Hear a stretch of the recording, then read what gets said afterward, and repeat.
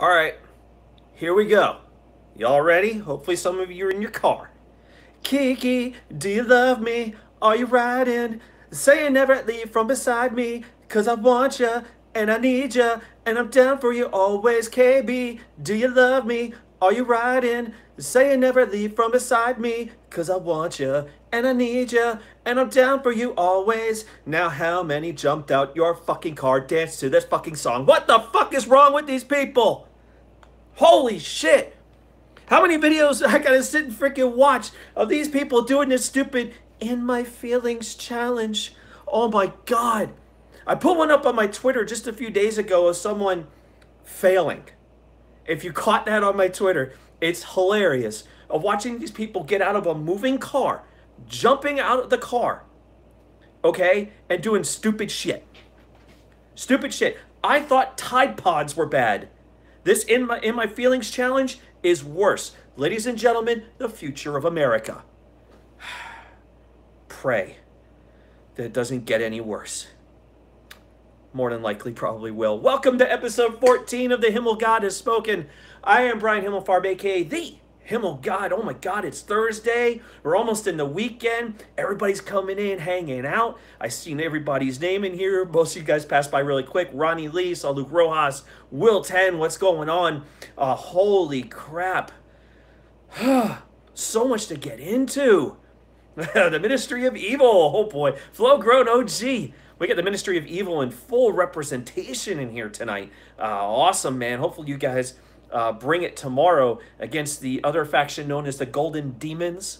From what I'm hearing about, there's so many fucking factions going on. Mixed Monetize This going to be pretty interesting tomorrow. So thank you guys for joining me here on the episode. We got a lot to get into. San Diego Comic-Con is going on this week. It's actually already started. It's going to go through the weekend. A lot of things that we're probably going to get into. Not as much of the Comic-Con stuff, but I might mention a few things about Comic-Con. So, especially when it comes to Black Ops 4. So we got a lot to talk about with Black Ops 4. Broken Hardy's Goat, what's up, man? Holy cow. Let's see, I'm watching 205 Live. I haven't watched 205 Live basically at all, but my favorite cruiserweight. Wow, that's a good one. What's up, Alpha Excalibur? I gotta tell you, Leo Corsi's pretty badass. But holy crap. I mean, I'd probably go back in the day of Rey Mysterio being one of the best that I've ever watched. And I'm talking back WCW into the future itself to now. I would definitely say Rey Mysterio has always been one of my favorite cruiserweight weights of all time. So Luke Rojas, Leo won't be chipped for long. We'll get into that. But welcome, guys, to the episode. There's your In My Feelings challenge I gave a little bit earlier. Hopefully none of you were dumb enough to get out of a moving vehicle and dance to it. And God, because I don't want that to happen. I don't want people actually getting hurt. But if you want to see some good fail videos, jump on my Twitter. We'll get you guys on there. Make sure you guys are following on Twitter at @highoctane_buzz. Make sure you guys head over there on Twitter. And you might see some of those fail videos. I might bring up a few more. There have been some. What's up, Steve Callan? There have been some that people put up and then they would dance and then all of a sudden get hit by a car. They're all fake. Every single one of them was fake. I even called a few people out because they were saying, oh, it's real, it's real. No, it's not. It's fake. You can see how fake it was when I sit there and put the video in full slowdown and I say, hey, work on your editing a little bit better. And plus, anybody with a car would have honked the horn before they hit the fucking person. Especially in Florida, because it's a no-fault state, but what do you expect? And I'm from Florida. I can bitch about Florida all I want, you know. But, you know, that's where I'm from. Make sure you guys follow me over on Twitch, _Himmelgod. More Twitch content is coming up within the next couple of weeks. And I say this because my job is wrapping up here in Wisconsin. I will be heading back down to Florida. Joe Compton, what's up, man? Holy cow. Great to have you in here. In about 2 weeks, I'm going to be done up here. And I'll be heading back home to Florida. So around early August, we're going to start seeing content on Twitch. So make sure you guys are following on Twitch because we're going to get into a whole Twitch vibe coming up in the next few weeks. So a lot more God of War. We'll have some Detroit Become Human. Actually, there's a big sale on Xbox going on right now. I've got Batman, Telltale Batman coming up We're going to have Walking Dead and a whole bunch of other stuff that we're going to have on my channel. So we're going to have a lot of good stuff to go ahead and check out. So Twitch is going to be pretty busy. YouTube is also going to be pretty busy here with some other gaming videos and whatnot. As I said, the shitty hotel internet's not going to last much longer. You're not going to see me stream on my phone as much in the coming weeks where people can say, hey, speak up, you know, we can't hear you. But it's going to get a lot better in the next couple of weeks. Maybe we might have some background music and stuff like that. Stuff that I can't do right now here, but I will be able to do at home for a few weeks and be able to hang with you all. The things I've said about party chat, having games with party chat, we're going to be doing that. So it's going to be very interesting. What do you think about Hogan being reinstated? Hey, man, I'll be honest. I was kind of a Hulk Hogan mark in the 80s. I don't care about the things that he said. I'd rather have him more as the wrestler and not as the person outside of the ring. So I'm okay with Hogan doing what he's doing. If he's back, he's back. Great. At least he's not going to be in the ring. Thank God. We don't want that. By the way, guys, if it's your first time here, very first time here, and you're seeing the show for the first time, someone recommended it to you, or you know, all you guys out here today have been recommending other people to come in and come hang out. If it's your first time here, click that thumbs up. Click on the bell to get your notifications. Most importantly, go ahead and hit subscribe. We are over 200 subs right now on this channel, and I want to thank you guys so much. We hit 200 subs in the last episode, right at the end of the episode, so it was great. It's like a little celebration.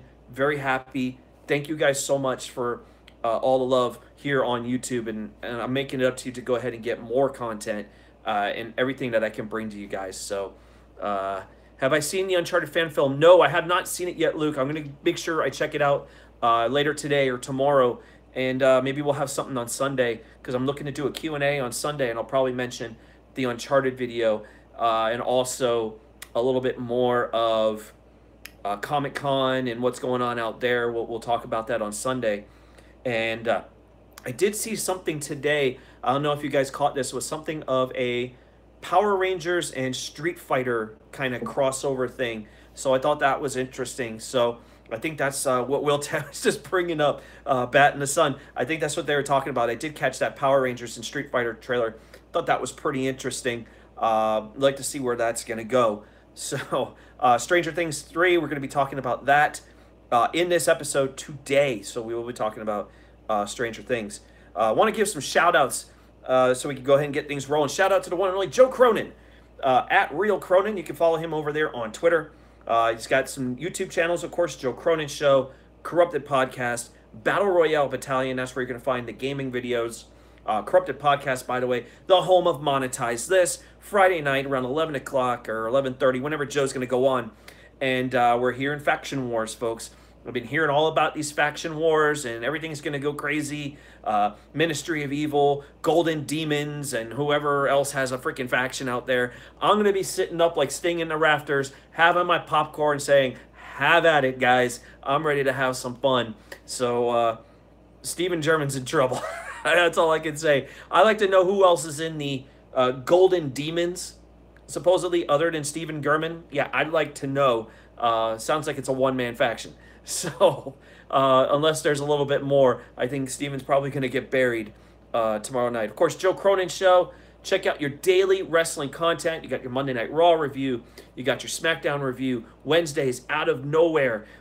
Tonight, we got the Thursday Night Throwdown, which I think is Uncorrupted. And, of course, Friday night, you got Monetize This. Saturday, you have the Corrupted Podcast on the Joe Cronin Patreon channel. Patreon.com/Joe Cronin Show. What's up, Ronald Booth? What's going on, buddy? Good to see you here today. So make sure you guys check all that out with Joe. We're all big fans of Joe, and we support him. I support him highly. So make sure you guys check out Joe Cronin. Golden Demons is just a ripoff of the Ministry, says Luke Rojas. Holy cow. Check out Foulmouth Ken over at Ken Foulmouth's Foulmouth Network, by the way, so hopefully that'll come off the strike pretty soon. But they are on Foulmouth Nation, where, of course, you get Foulmouths Live. They had an episode last night. Very good episode. Make sure you guys go check it out. Also, we have Insomniac on Saturday night around 9 o'clock. Make sure you guys go check out Insomniac this weekend.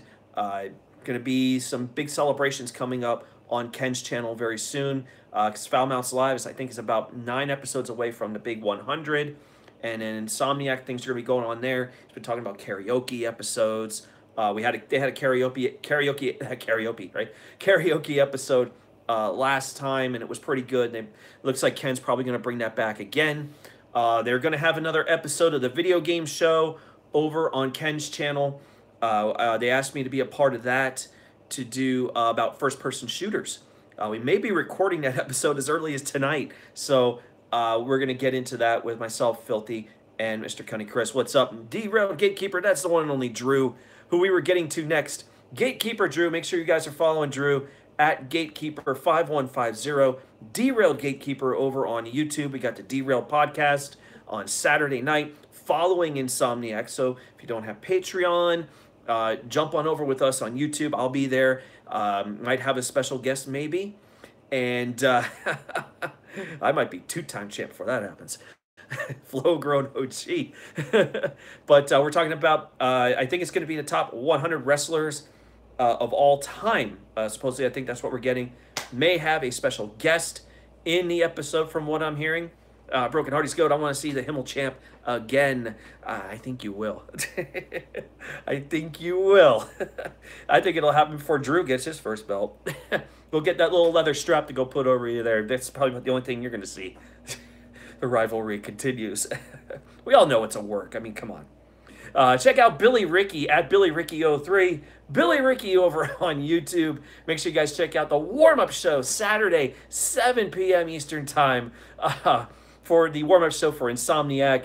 Billy Ricky, I've been dropping bombs on his show. Hell, last week, if you guys watched on Billy Ricky's stream, Steve Cody says, I'll win the belt before Tommy. We're going to go crazy. If you didn't drop to 500, I would have had Drew win. Yeah, maybe. Can't stop Himmelgod. That's how it works, baby. I work in mysterious ways. But speaking of mysterious ways, I dropped a donation on Billy's stream that knocked out his stream. Never deny the power of the Himmelgod. That's how I roll. I even knocked his stream offline. Imagine I started to do that while I had the belt and I could have kept the belt. That would have been a lot of fun. But shout out to all these guys. Shout out to everyone who is here today. Broken Hardy, Luke Rojas, Alpha Excalibur, Gatekeeper Drew is in the house. Flow Grown OG, the mother of all Moabs. Exactly, Drew. That's exactly what it was. The mother of all fucking Moabs was dropped. And I don't think anything gets any better than that. The king of all hype. That's how it works. By the way, the Himmelgod t-shirt, also available at teespring.com. Courtesy of the Foul Mounts Network. So head on over to teespring.com/Foul Mounts Network or head on over to my Twitter at @HighOctane_Buzz. Click on the link on the pinned tweets, the very first one. You'll see the shirt there. It's available in a hoodie, t-shirt, as well as a mug. Whichever one that you would want to get, it is available. It is still available. Pick up yours today. Why not? And have Teespring mail it to you, which will probably take about 3 to 4 weeks. That's if you choose the free option, or some of us take the expedited option, get it to us now so we can say we were first. Donations are live via Streamlabs. Anyone who wants to hijack the show, I think there were some problems with it last time. Might be working this time. We'll see. The link is in the description below. You can also subscribe via Twitch. That's _Himmelgod over on Twitch. Twitch Prime users, you can sub for free. So make sure you guys go ahead, check that out. Send a sub. As I said, Twitch content on the way in a couple of weeks as I head back to Florida. And we'll have a lot of Twitch stuff going. So make sure you're following on Twitch. You're on YouTube. We're setting it up as where if I'm on YouTube, I'll probably do a lot of PlayStation streams on YouTube. And a lot of my Xbox streams are going to be on Twitch. So I think because the reason why is there's kind of like a way you have to jerry-rig with your Xbox to go ahead and stream on YouTube, because Xbox's main streaming platform is Mixer, and I'm not going to sit here and throw a million different platforms for you guys to go over to me on. I think it's crazy. I think Twitch is enough, YouTube is enough. We don't want to add Mixer and every other platform there is just to watch a video or me playing a game or you guys hanging out. So we'll see how it is. Yeah, thanks, Drew. I'm going to have to figure out why the fuck that thing is a mess. We'll get it fixed at some point. Streamlabs is just fucked up sometimes. I bet you it'll be working when I'm home. You know, listen, guys, it's not a requirement to donate on this show. It's there only if you want it. I don't require you to donate. So I always pay attention to the chat. I'm watching you guys in the chat. So what you guys are saying, and when I pick it up, I'll be able to see what you guys are talking about. And if you guys have questions, I do answer them. So you know, you guys can keep chiming in the chat. So you're kind of hijacking in a way for everyone who's live. For everyone else who's not live, make sure you guys tune in Thursday, 8 p.m. Eastern time. You can be here live on the show and just hang out and talk and hang out with everybody in the chat. So it's a pretty cool way just to have fun, hijack, and do whatever the hell you want to. I know Derail Gatekeeper's got to get ready to do Wrestling Memories tonight.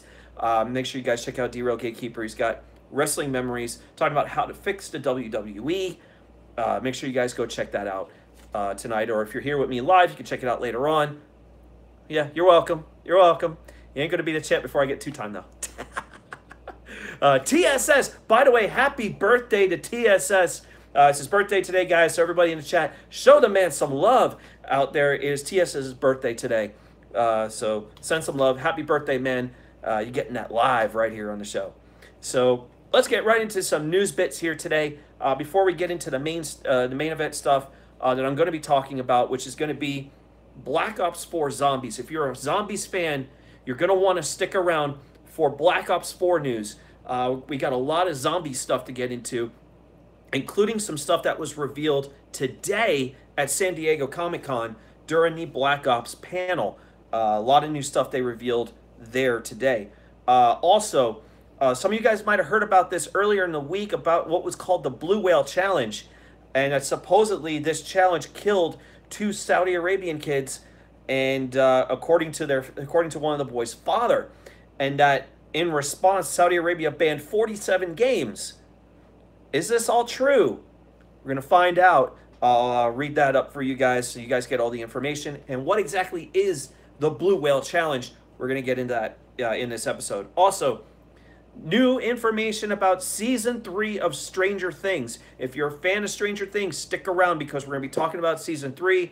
A new teaser trailer has dropped, and we're going to give you all the information and maybe some things you might have missed in the trailer, explaining timeline and some things that could be going on as we get to Season 3. Also, your Twitter question this week, which was, what was your first car? Share a memory with that, either serious, funny, or absolutely freaking wacky. I read your guys' responses, and we're going to read them off tonight, and I got to tell you, holy shit, you guys are pretty crazy with your cars. And I'm going to share some memories with my first car as well, which was a 1989 Dodge Daytona ES. And I'm going to share some memories with you guys of my first car here in this episode, as you guys have done the same as well. Jam on the like button while you're here. We're going to get right into it. Let's start with the news that I have here. It's just some small tidbits to get into. We're going to start out with Xbox news here. We got the Games with Gold, which was for the month of July. We're in the second half of the month, so 2 new games are available as part of the Games with Gold, and that is Splinter Cell Conviction and Death Squared. They are available right now. They had some trouble earlier this week with Splinter Cell Conviction. They seem to have gotten past that. You're able to download it now for the low price of free. Both of those games free. I have played Splinter Cell Conviction in the past.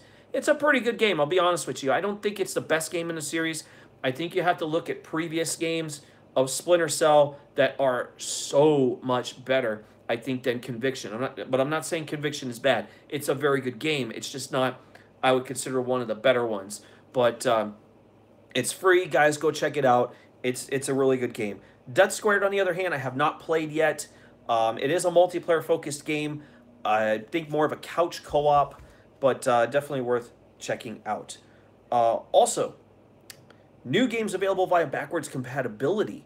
We've got Dante's Inferno, which is available today, and another game called Ruse. And I never played Ruse. I think that might be a real-time strategy, but don't know much on that. But Dante's Inferno is a badass game.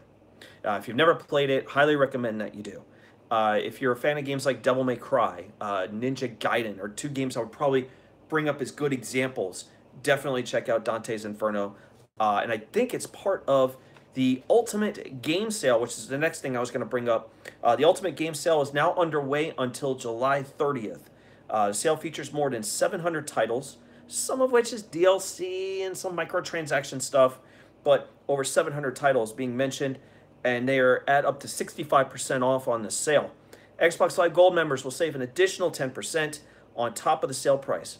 By the way, if you're checking out what games are on sale, don't use your mobile phone.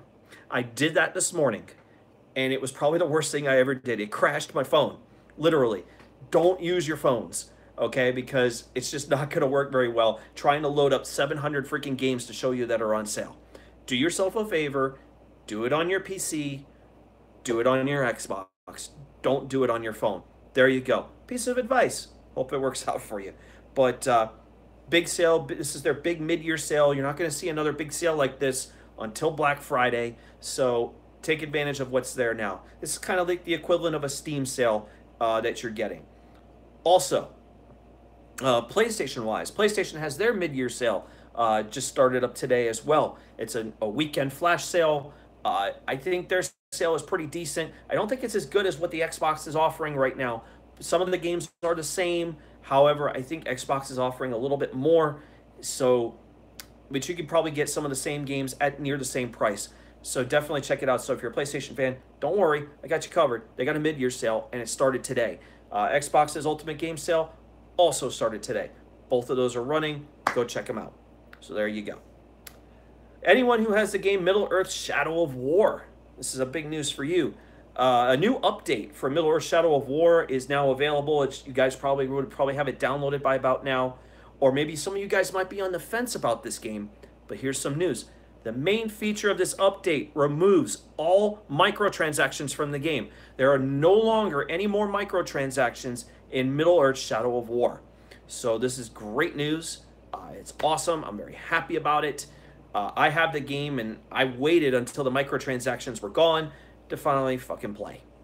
There you go. Big news about that. Microtransactions are history.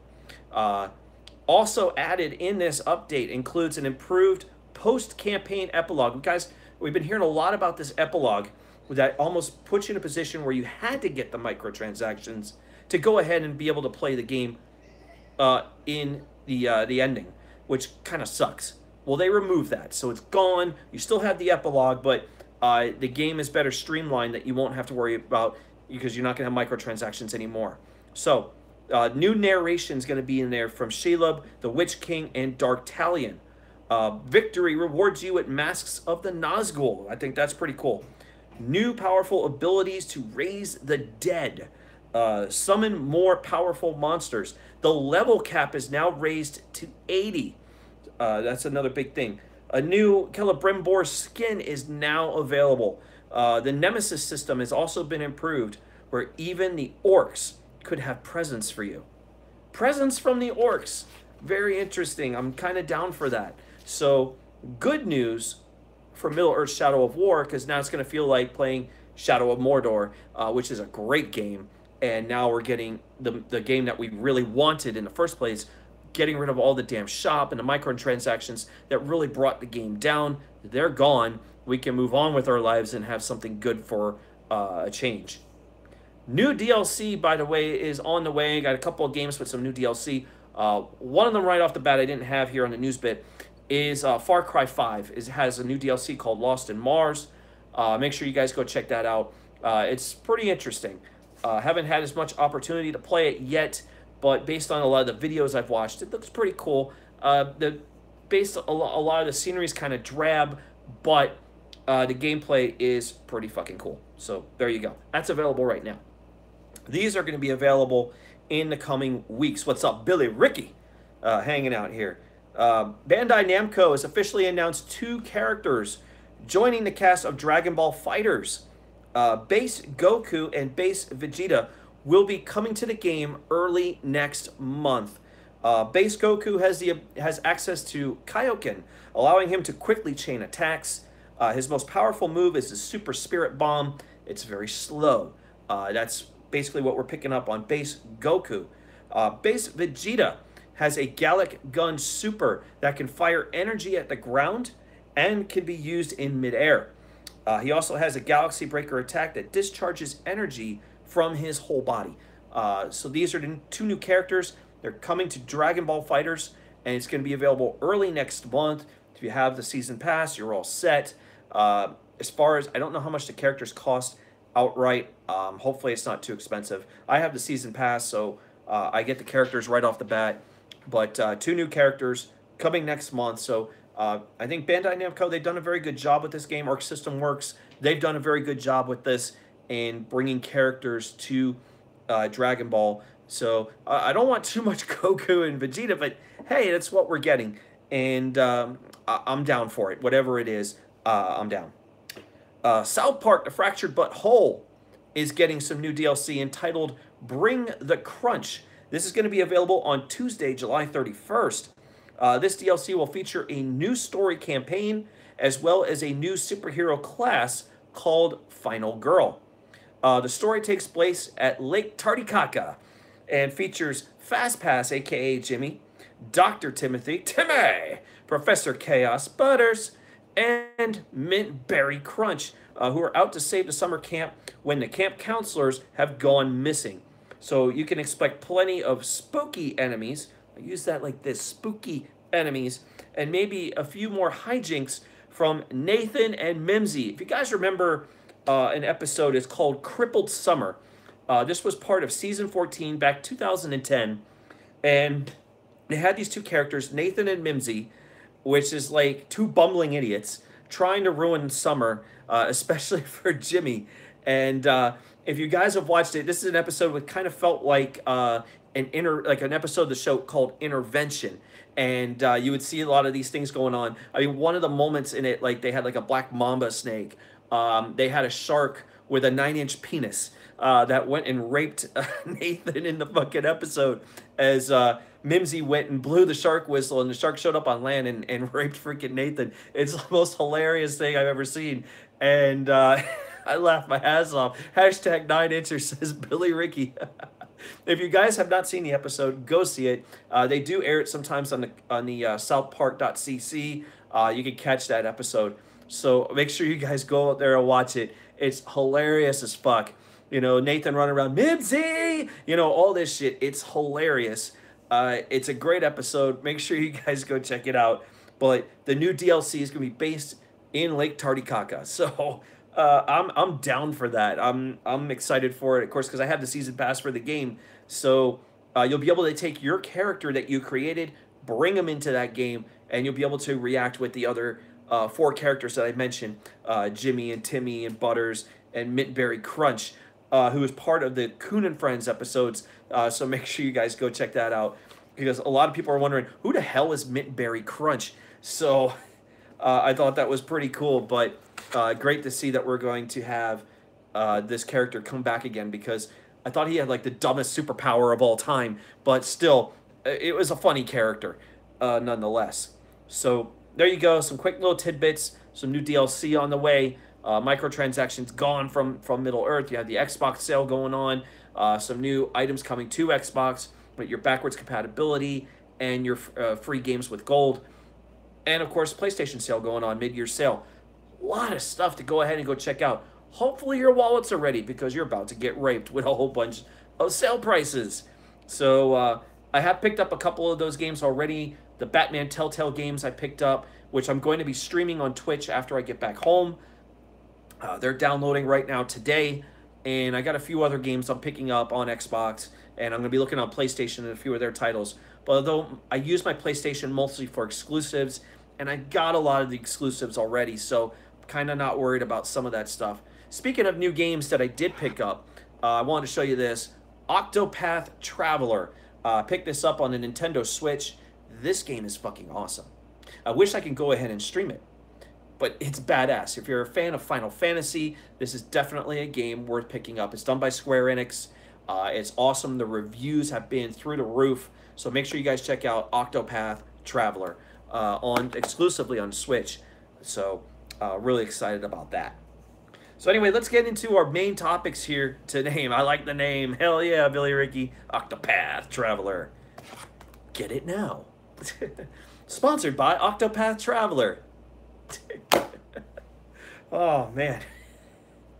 One of our big news stories of this week that we're getting into right now is Black Ops 4. If you're a big fan of zombies, this is something you're definitely going to want to listen to. Black Ops 4 had a new trailer drop this week, and also a panel at San Diego Comic-Con today. They had a panel, and all sorts of stuff was revealed, and we're going to get into it. A new collector's edition was dropped. Statues. They're going to have statues of the original cast of zombies, and they announced a mystery box edition with all sorts of freaking goodies in it, and it's pretty badass. If you guys haven't checked it out, go take a look at it. It's awesome. I'm not going to really get too much into, hey, here's this new collector's edition, but I'm letting you know it's out there. It's $200 if you want to get this collector's edition. No word on the price on the statues. There is a pre-order for the statues going on right now, which I'm going to look at. They're at a 1/6 scale, so it looks pretty darn awesome. So I'm going to take a look at them later on tonight. And I think on Sunday, when I do the Q&A on Sunday, we'll get more into Comic-Con, I'm going to take a look at these statues and a few other things. Another statue that was revealed, I don't know if I talked about it here on the show, is for Overwatch fans. If you went and checked out, Hanzo's going to have a new statue, and it looks pretty fucking badass. Stands at about over 13 inches tall, and it's $175, and it's going to be available this fall. What's up? Marvin What Racing is in the house right now tonight. So thank you for being here. Marvin What. All you guys clicking the like button, thank you guys very much. This has been pretty badass as we're getting to some of our bigger stories that I really want to get into. Oh, by the way, speaking of Overwatch, the new character Wrecking Ball is going to be next week. So Wrecking Ball is going to be in Overwatch starting next week. So you're going to have another update for Overwatch coming up for whatever system you're playing it on, and you will have the new character Wrecking Ball, which is a hamster. He's in a hamster ball. It's like a mech, and it's pretty badass. A lot of people have been playing it in test servers, and it's been pretty freaking cool. So what do you know? New character to go ahead and play in Overwatch. But anyway, let's get to Black Ops 4. Big blowout on this stuff with zombies. A new trailer has recently dropped for the upcoming Call of Duty Black Ops 4, which is currently set for release on October 12th. Details are still sort of MIA for the Blackout Battle Royale somewhat. I have some rumors, which we'll get into, because those are these salty rumors that we'll be talking about. You know, take it with a grain of salt, but that's how it is. But Treyarch did give us details on the highly anticipated Zombies mode. So all about zombies. If you're big on the Zombies mode in Call of Duty, pay attention. We got a basic synopsis of the story for you right here today. It centers around a character named Scarlet Rhodes. She is on a search for her father, who for some strange reason has mysteriously disappeared 15 years ago. 3 loyal outcasts that we've seen in these trailers join Scarlet to help her find him. During the course of their search, they will come across an ancient relic. We've seen this big staff that they've been using that has the power to create hordes of zombies and transport them back in time. Henceforth, why we've seen ancient Rome in a map called 9. We have the voyage on the Titanic. So you can see that time travel is going to be a big thing here. And it's kind of funny that they mention a lot about time travel, because time travel was also supposed to play an element in the main campaign that they chose to scrap. So a lot of stuff about time travel. But the trailer that they dropped only focuses on the new crew's story, as well as 2 of the 4 zombie maps that will be available on day 1. Voyage of Despair, which is the one that's on the Titanic. What's up, Gorilla Strong? Hanging out. And, of course, 9, which is the ancient Rome. Voyage of Despair, as we said, takes place on board the Titanic, which has been overrun by dark magic. This is what we've seen in the trailer, that transforms the crew and passengers into zombies. Multiple levels can be seen here in this trailer, as well as an underwater segment. So kind of like the Titanic has hit the iceberg and is sinking, so we're going to have a section of the ship that is underwater. So it's kind of like what we've seen in Black Ops 3 if you played the map Zetsubo no Shima. They had an underwater section, and I think we're going to be seeing the same thing a little bit here with Voyage of Despair. So obviously sinking of the Titanic is going to play a role here. Also shown was the mystery box. You guys got to see the mystery box here in this trailer. So That's a lot of the stuff we're seeing in here. Is it is the transit crew in Zombies? Yes, that's Black Ops 2. Black Ops 2 you're thinking of is the transit crew. In the previous Black Ops games, we had crews called Ultimus, Primus, and Victus. So we got different crews that were part of the game from World at War on to Black Ops 2 and eventually Black Ops 3. Real hype, says Billy Ricky. So 9, the map 9 transports our team to ancient Rome in what appears to be the Colosseum. Not only must the team fight off hordes of zombies, but tigers. We got fucking zombie fucking tigers in this shit. Let's see. I know, but what is the crew in Black Ops 4? I'm going to get into that, Marvin. We're going to get into that in just a few minutes here because we got new information of that today during the panel at Comic-Con. Also hinted in the map, the Pack-a-Punch machine was shown in this trailer. We got to see the Pack-a-Punch, the mystery box, characters wielding melee weapons, which looked to be like a special weapon in the game. One looked like a Thor's hammer. It's just absolutely sick, the things that they're thinking about doing. And, of course, everything's customizable, including your starting weapons, which we'll get into. Black Ops 4 Zombies will be the biggest and most played Zombies game ever. Treyarch fully committed to the success of this mode. Since I consider Treyarch right now as a team that does zombies best. I don't think anyone else can compare to what Treyarch has done in terms of zombies. They are the originators. They're the kings at this stuff. They're celebrating the 10th anniversary of zombies this year, so we're getting a lot of stuff with these different crews. The crew that we're talking about in the beginning for Black Ops 4, the main crew that we're going to see is called the Chaos Crew. And the other crew that we're going to be seeing is Ultimus. So there you go. Ultimus crew is going to be the crew we're seeing in Blood of the Dead and a little thing called Classified, which we'll get into in just a minute.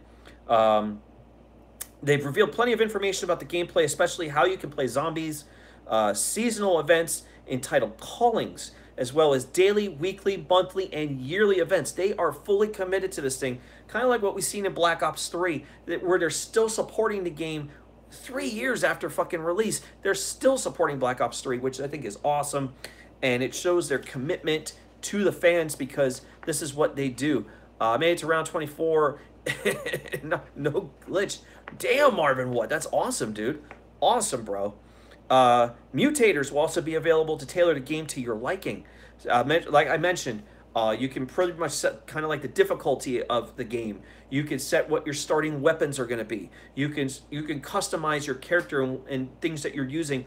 World War II, I think, is a good example. What's up, Travis TLC? Thank you for being here. Make sure you guys, if you're first time here, click subscribe, hit the bell, hit the like. You guys are fucking killing it, man, over here on YouTube. As I said, I'm going to make it up for you for more fucking videos. We got to do more shit. But yeah, plenty of stuff here. Thank you, man. Thank you, Travis. I greatly appreciate it. I love the video game talk and knowledge. Make sure you guys check out the video game show on the Foul Mounts Network as well. I'm going to be on that one. We did one episode for E3, another episode coming up with first-person shooters. Also on Joe Cronin's channel, we have free-to-play on Sundays, and we might get into a little gaming battle with characters and stuff like that. It's going to be very interesting. It's done with myself, Joe Cronin, D-Moon's also there, Leah jumps in, Jake DeMarco. It's awesome, awesome. Usually silent. See, you're not in a faction, Travis, are you? You're not in a faction, are you? Are you Ministry of Evil, Golden Demons, or any of that stuff?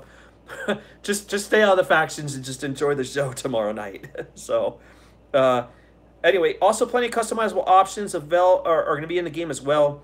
2 other maps, of course, on day 1, we talked about Blood of the Dead, which is a remake of the popular Mob of the Dead from Black Ops 2, and a pre-order bonus pre-order bonus map called Classified, which is a remake of 5 from the original Black Ops. I'm Team Leah. There you go. Just don't do the Tommy thing. Good night, Leah. Alpha Excalibur says, I'm in no factions either, so the hell with that. There you go. As I said, I'm going to be sitting in the rafters with my popcorn enjoying the show. Now, both maps that we're going to talk about here in just a few minutes, it will feature the original Zombies team. I mentioned Ultimus. Ultimus is the crew that was from World at War. So if you play World at War, you know who the Ultimus crew is. This is where a lot of these original maps come into play, and even in Zombies Chronicles, when they brought some of the maps back from World at War and even the original Black Ops, featuring the Ultimus crew and a little bit of Primus. So there you go. That's just a little idea. World at War was the shit. Hell yeah. By the way, it's on sale on Xbox this week. But before we get into the Ultimate stuff, which was just revealed today, I want to get into the stuff about Blackout. And Blackout is the Battle Royale mode that's going to be in the game that's replacing the single-player campaign, which is not going to be here. The 4 Marines, yes, that's what we're talking about, Marvin. What? As we all know, Blackout will be the largest map ever created, with pieces of the series' most popular multiplayer and zombies maps will be on display. Nuketown is expected to be in the center of the Battle Royale map, which is expected to be completely surrounded by water. So think of where Nuketown is, and all around it is water. So keep that in mind. So it could be like when you play Fortnite, you would have Loot Lake. So you would have Loot Lake, and then in the middle there's like a little island there. That's basically what we're talking about, that Nuketown. That's where that's going to be. This leads perfectly into the concept of land, sea, and air battles, because obviously you're going to need a boat to get over to Nuketown, and a lot of people are going to want to hang over there. Yes, I do, Elite Gamer. I do play games. Rumors about put the player count at 64 players. They are testing 64 players. Right now, guaranteed 50. 50 players in Battle Royale, guaranteed. But right now, they're testing for 64. So I don't know if we're going to get to 100. Which is kind of weird because PUBG and Fortnite feature 100 players. But in this one, it looks like 64 might be the highest we're going, which might be disappointing to some. But, you know, better for others. Thank you. All right. Elite Gamer, appreciate it, buddy.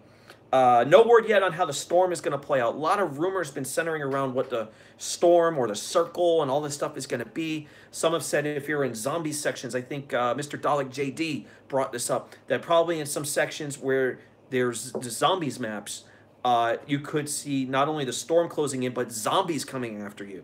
I think that would be a very interesting concept to kind of play into the game. So I want a game where the zombies are just crackheads. Says Billy Ricky. Billy Ricky's a beast. Anyway, every Black Ops weapon will be available and will be classified by rarity. Try to push the amount of players to 69, says TSS. Happy birthday, TSS. 69, that would be a good idea. 69 players. Bill and Ted's Excellent Adventure, one of my favorite movies. Guess what number I'm thinking of? 69, dude. Start thinking of that. No official word on how customizing is going to work, if it's going to fit into the rarity of the guns. We've been hearing that, but also that maybe you have to find parts, a la like you do in PUBG, to go ahead and put on the weapons. So that's a possibility. Player health will be set at 150 with the option to acquire health packs and armor. Details are still rather limited on this. Right now, all of this is pretty much rumor. Also hearing that possibly there's going to be armor piercing rounds that can pierce right through that freaking armor. Even if you have that upgrade for armor, those armor piercing rounds are just going to rip that right out of you. So just a lot of thought. The fog. I don't even want to think about fog. What's up, Elias?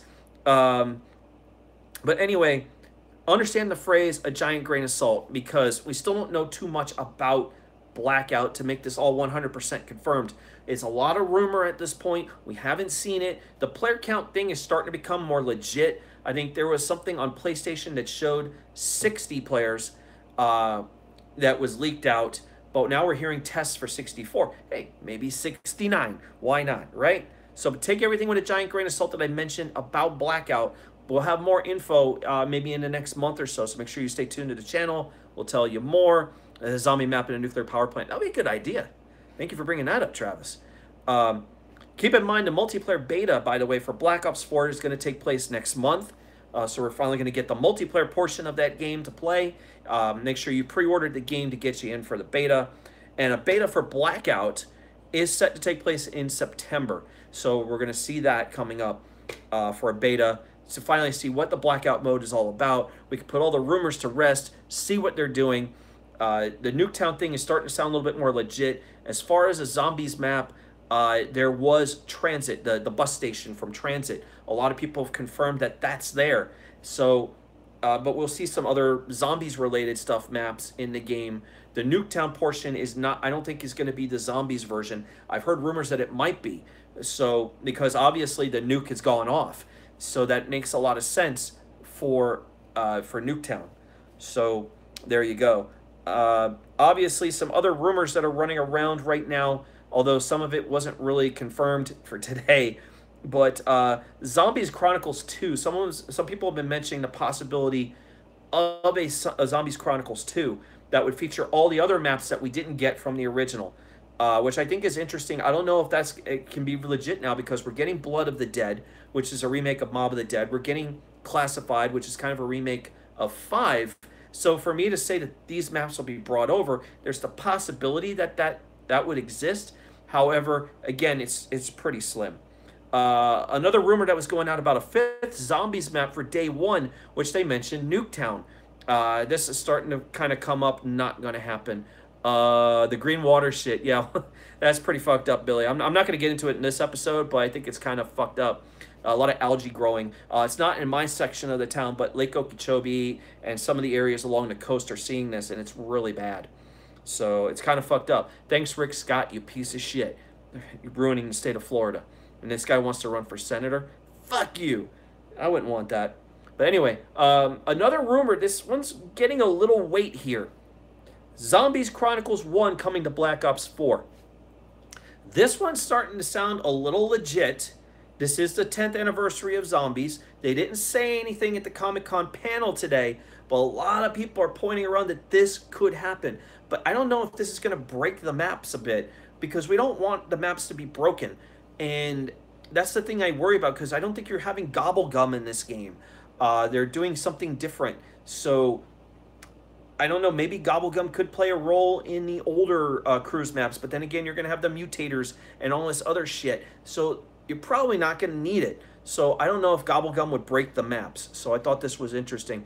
Brian, when you're gone from your actual house for so long, do you come home for a ton of dust? No, I don't. Actually, my place is pretty fucking clean, to be honest with you. So, my place is always clean. So, when I come back, it's beautiful. Usually, I'm not gone for long periods of time. The most I've been gone is a year and a half, but the house is well taken care of during that time. So, nothing to worry about there. Just a lot of mail to open. Just that thought. But I got a lot of mail, by the way, a lot of care packages that are at the house. One from Foulmouth's Network, and I think another one is from Mr. Billy Ricky. So just to let you know, I did TSS, Octopath Traveler. It's awesome, by the way. Absolutely awesome. Just thought I'd go ahead and let you know. One more time, TSS. There it is.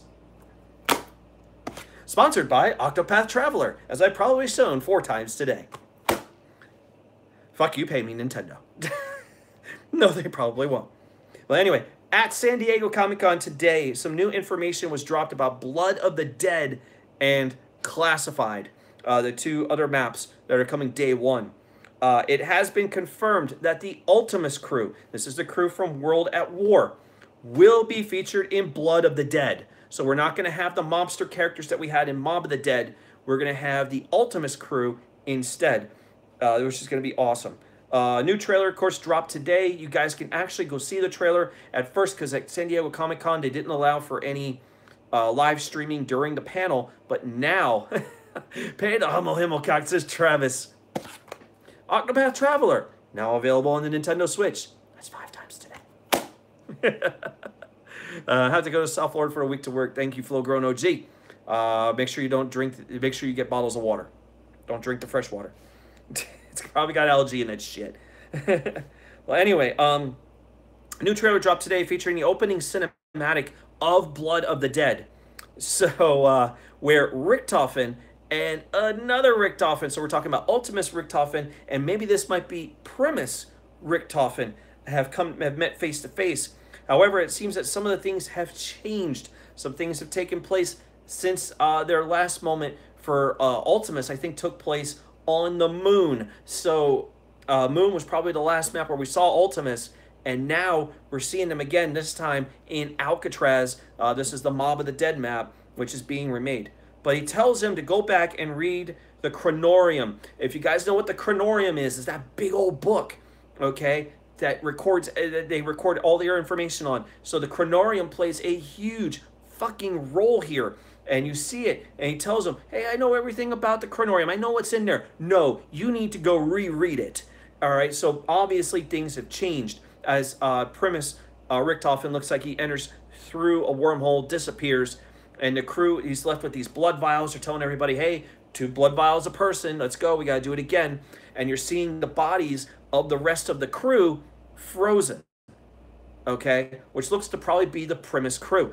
And then Ultimus is there looking at saying, what the fuck is going on? And next thing you know, here come the freaking zombies, and shit goes wild. There is another wormhole where they go to that wormhole to escape. Unfortunately, it looks like a big-ass motherfucking guard, like almost like a boss-like character, shuts down that freaking wormhole real quick, stranding them over at Alcatraz, so that they're going to have to fight the zombies and find a way out. Jason Blundell has confirmed that the whole island of Alcatraz this time will be able to be explored, which is a big difference compared to what we've had with Mob of the Dead. This time they're able to expand, make it bigger, more accessible. So it's at least 35% larger than the original Black Ops 2 map. So that's fucking beast to go ahead and sit there and play on the full Alcatraz island. Which I think is going to be really fucking awesome. So you'll be able to revisit a lot of the previous places you've been to, and now you're going to see a whole bunch of new stuff. So I'm really excited. Going back to work, I'll still be listening. Thanks for being an awesome bud. Thank you, Travis. Greatly appreciate it, man. Make sure you guys send some subs this way to Travis. Hopefully you do some videos and stuff like that we could go ahead and check out. Thank you, Travis TLC. Hopefully you went in and sub to the channel as well. By the way, guys, if you are new, hit the subscribe button. I do shout out every new subscriber over on Twitter, at highoctane_buzz. Make sure you guys check it out. I do mention all my new subs, so check it out. I'm a drummer. Hell yeah. It sounded pretty obvious there, Travis, so great to hear. Awesome, brother. Very happy to hear that. Also, I do want to talk about Classified a little bit. They didn't give a trailer for it. No information. We'll probably see more about Classified before launch of the game. This takes place in the Pentagon. As I said, this is a remake of 5. And in the map 5, they used completely different characters. Ultimus, obviously, is going to be the crew there as well. And it's going to feature, instead of where we would had JFK and Nixon and Castro and stuff like that, we're going to have the Ultimus crew once again on that map as well. So it's nice to see that the original crew, the Ultimus crew from back in World at War, getting some love, man.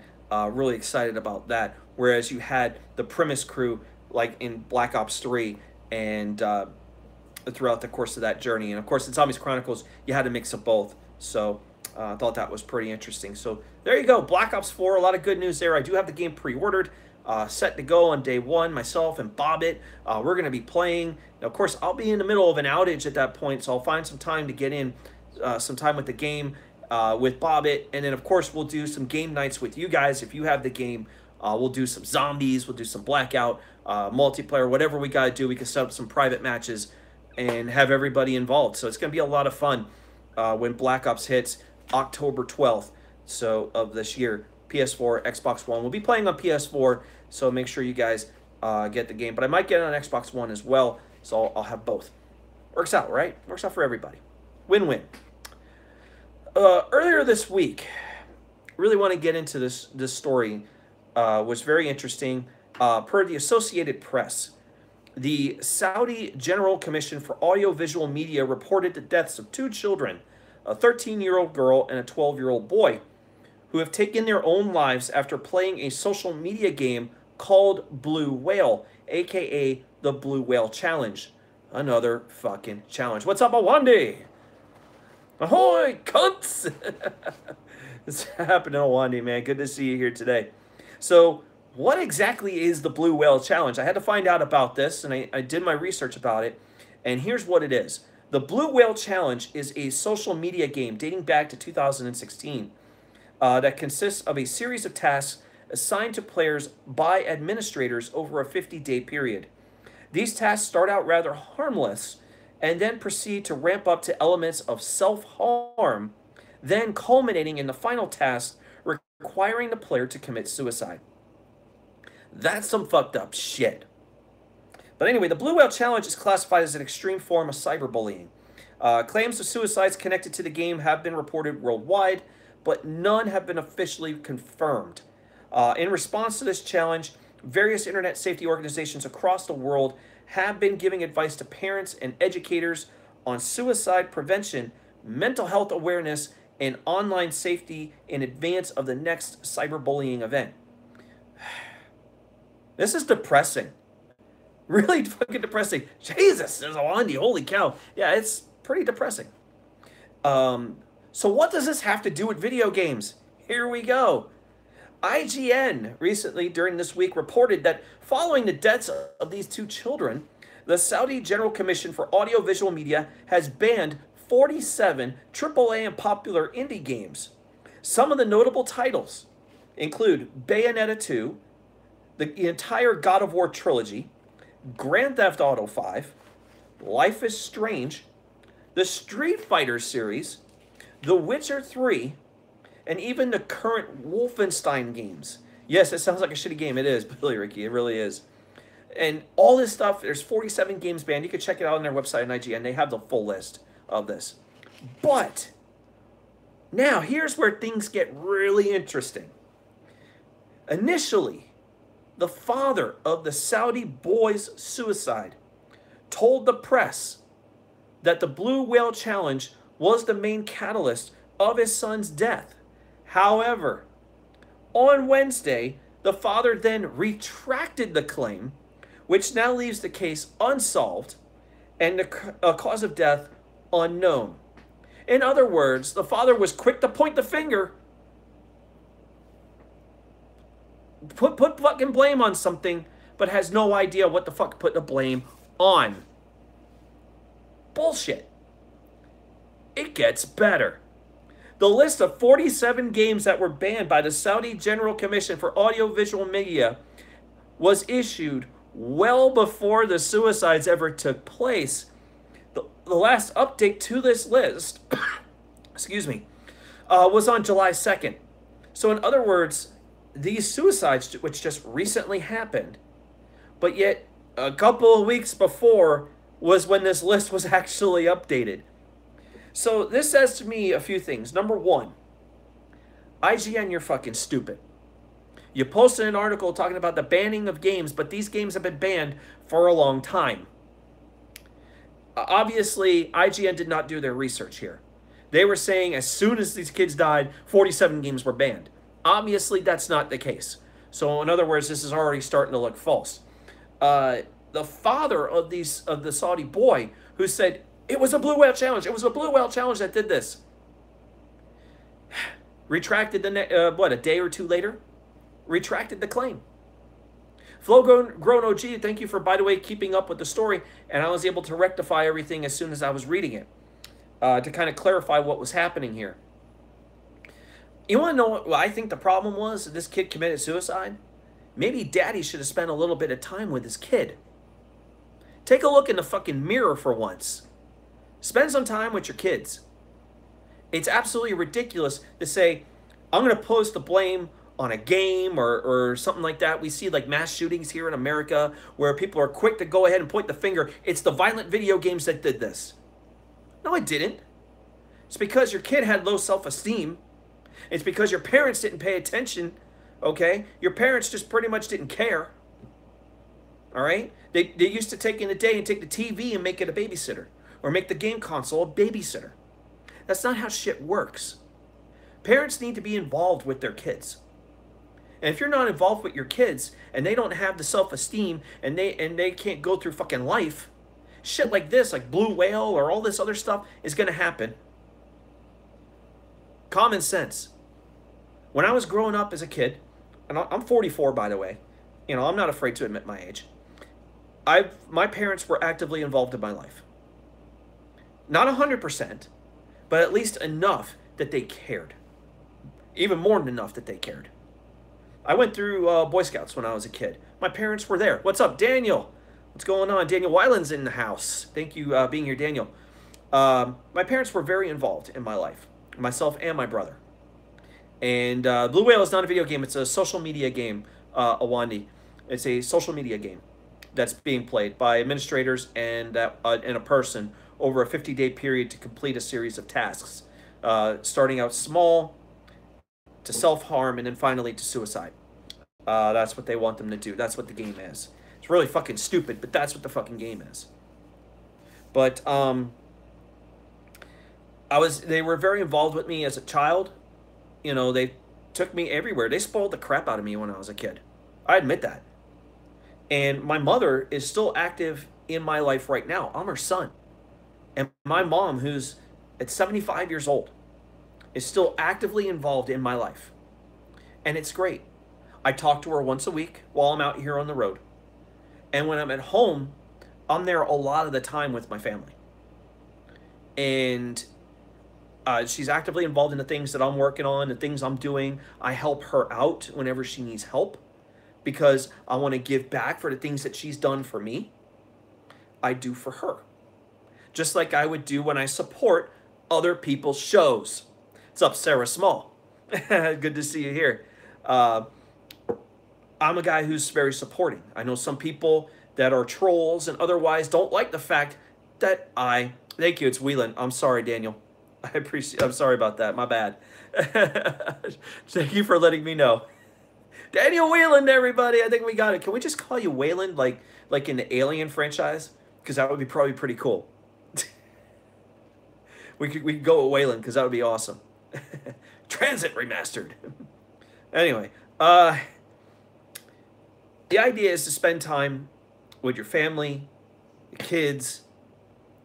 My brother, who has 3 kids, he spends a lot of time with them and he works his ass off. My dad worked his ass off for his entire life. And he still found the time to spend with me and my brother.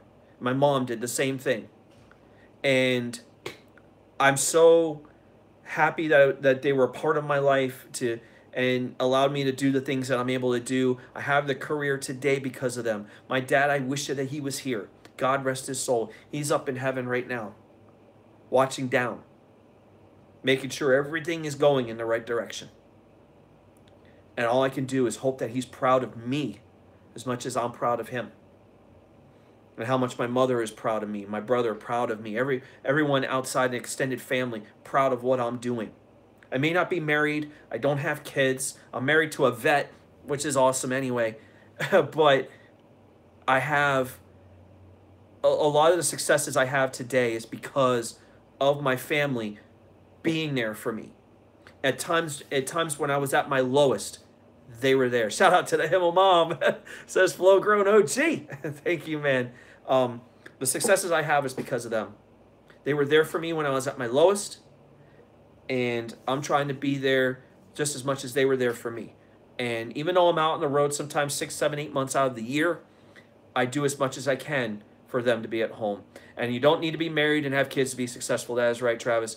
Although I kind of do regret being a dad because I really do want to be a dad. Honestly, I do. Thank you, Sarah Small. Thank you very much. Rest in peace, Himmelgod. Thank you. My father passed away back in 2004. It was my first year of electrical apprenticeship, and it was unfortunate that my father passed away. It was a rough point in my life, and I did suffer through depression. But I had my family and everyone around me. Thank you, Alpha. And a lot of people around me, a lot of friends who were there for me and supported me through a dark time in my life. And I was able to get through it. It took a while. I even lost a job in between that, but still I had people there open for adoption. Always open for adoption, man. It's kind of hard when I'm out on the road, so I need a job more at home to make that work. But thank you, Awandi. Yeah, that is an idea I'm thinking about. Now you're kicking ass and taking names. Hell yeah. Thank you, Travis. I would be a good dad. I really would. A lot of people have said that because of the way I am with my nephew, my niece. Dude, my nephew loves me like crazy. He comes over to the house, runs over, gives my mom a hug, gives me a hug, and we spend like the whole time together and do crazy shit. whether we're on Xbox or PlayStation or playing Switch, or we're out on the town. I take them to the movies. We go out and do fun stuff. We've been to Disney and Universal together, because Disney and Universal are just an hour down the road from me, so we can just go there and just do whatever we want to do. And he's got annual passes and everything, so we can go there anytime we want. Having nephews is way cooler than having kids, says Kildos. Hell yeah, dude. I'll be honest, it is. I don't have to do all the responsibility, like changing diapers and stuff. You know, but it's sad because these kids are growing up so fast. But the most important part that we have is that for the kids, is for all of us as a family, we're all close together, we're actively involved, and we're supporting them every way possible. You know, my niece is coming up on 5. My nephew's going to be 13.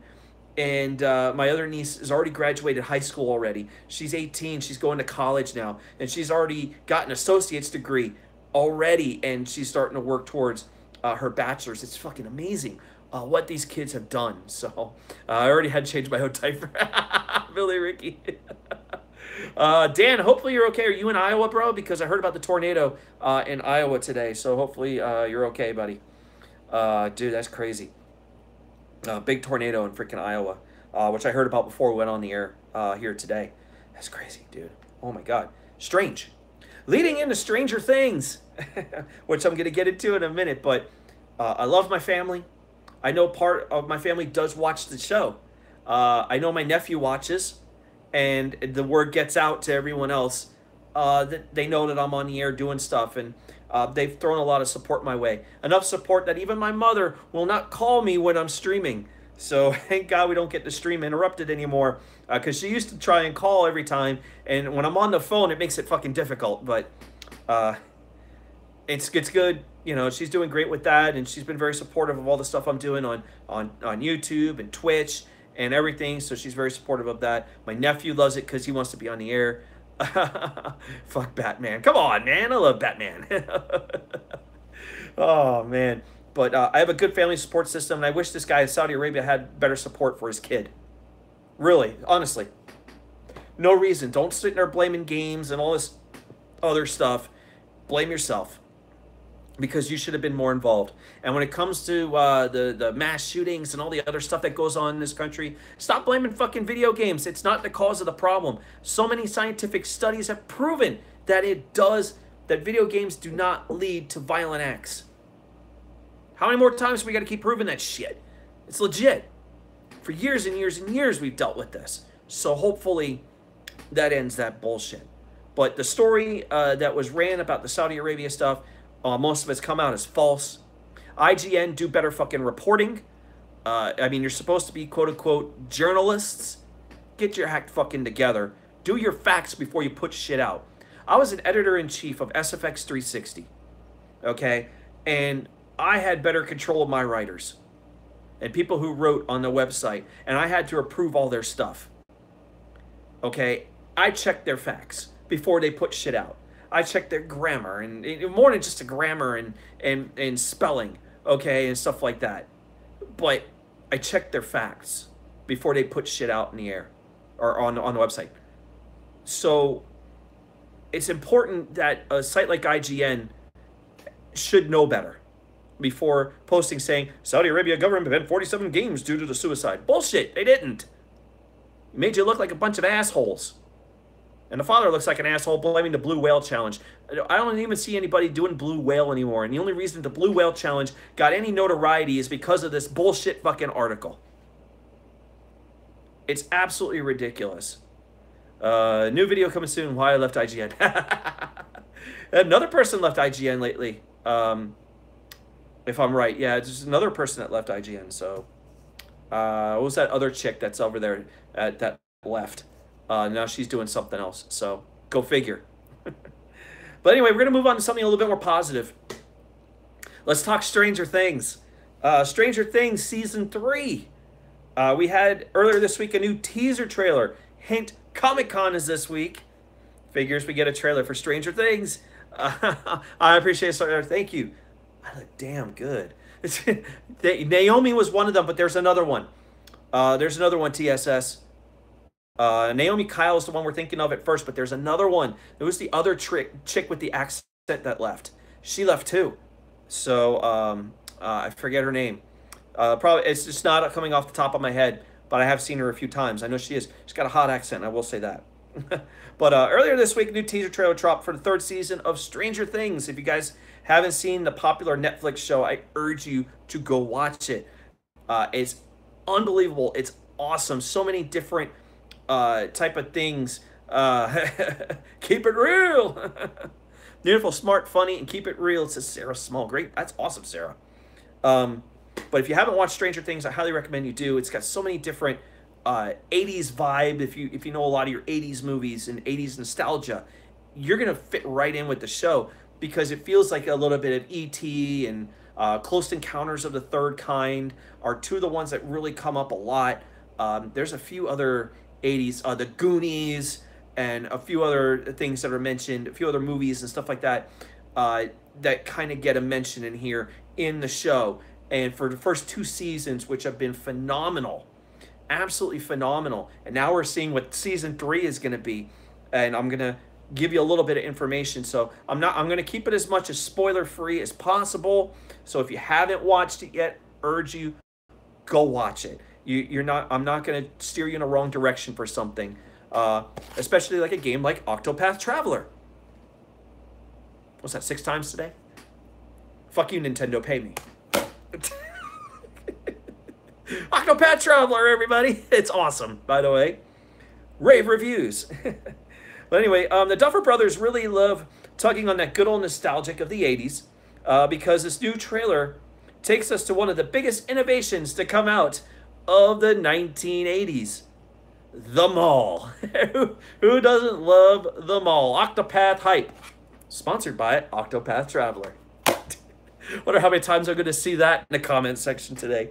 It looks like Hawkins has its very own neon-lit shopping mall called the Starcourt Mall, which has everything for you, including a Walden Books, Sam Goody, and The Gap. Starcourt Mall has it all, including a food court where a familiar face will be serving up at Scoops Ahoy. So, what does this all mean? Let's break things down a little bit in this teaser trailer. It's like 30 seconds to a minute of this teaser. And I'm skipping a lot of shit in there because some of it's not that important. Some of it's there for nostalgia, like a guy jamming out on a Sony Walkman and people in the pastel colored clothes and everything. But you kind of get the idea of where we're getting into what this is all going to mean in terms of Stranger Things. Well, with any trailer, it's time to break things down. It looks like the Starcourt Mall will play a key location in Season 3. Now, when I talked about a familiar face, I'm talking about everybody's favorite babysitter, Steve. The one with the barbed wire baseball bat, right? Or not barbed wire, the nails in the baseball bat, the nailed baseball bat. Steve is shown working at Scoops Ahoy with another new arrival to the show. Her name is Robin, who is played by newcomer Maya Hawke. So we got another new female character coming in. Maybe this character could be a love interest to Steve. And Starcourt Mall, they're showing this stuff about this mall, so there's something really fishy about this mall. And I'm going to get into it in a little bit here. As far as a timeline is concerned, it looks like Season 3 takes place around the summer of 1985. So a little bit after the snowball that we saw in Season 2. This is sort of given away by the book, The Hunt for Red October, which you briefly see in the trailer, which originally was published in 1984. So all of a sudden we're seeing The Hunt for Red October, which kind of gives us our timeline. We're in 1985 because we've already had a little bit of 1984 in the show. So here we are, summer 1985.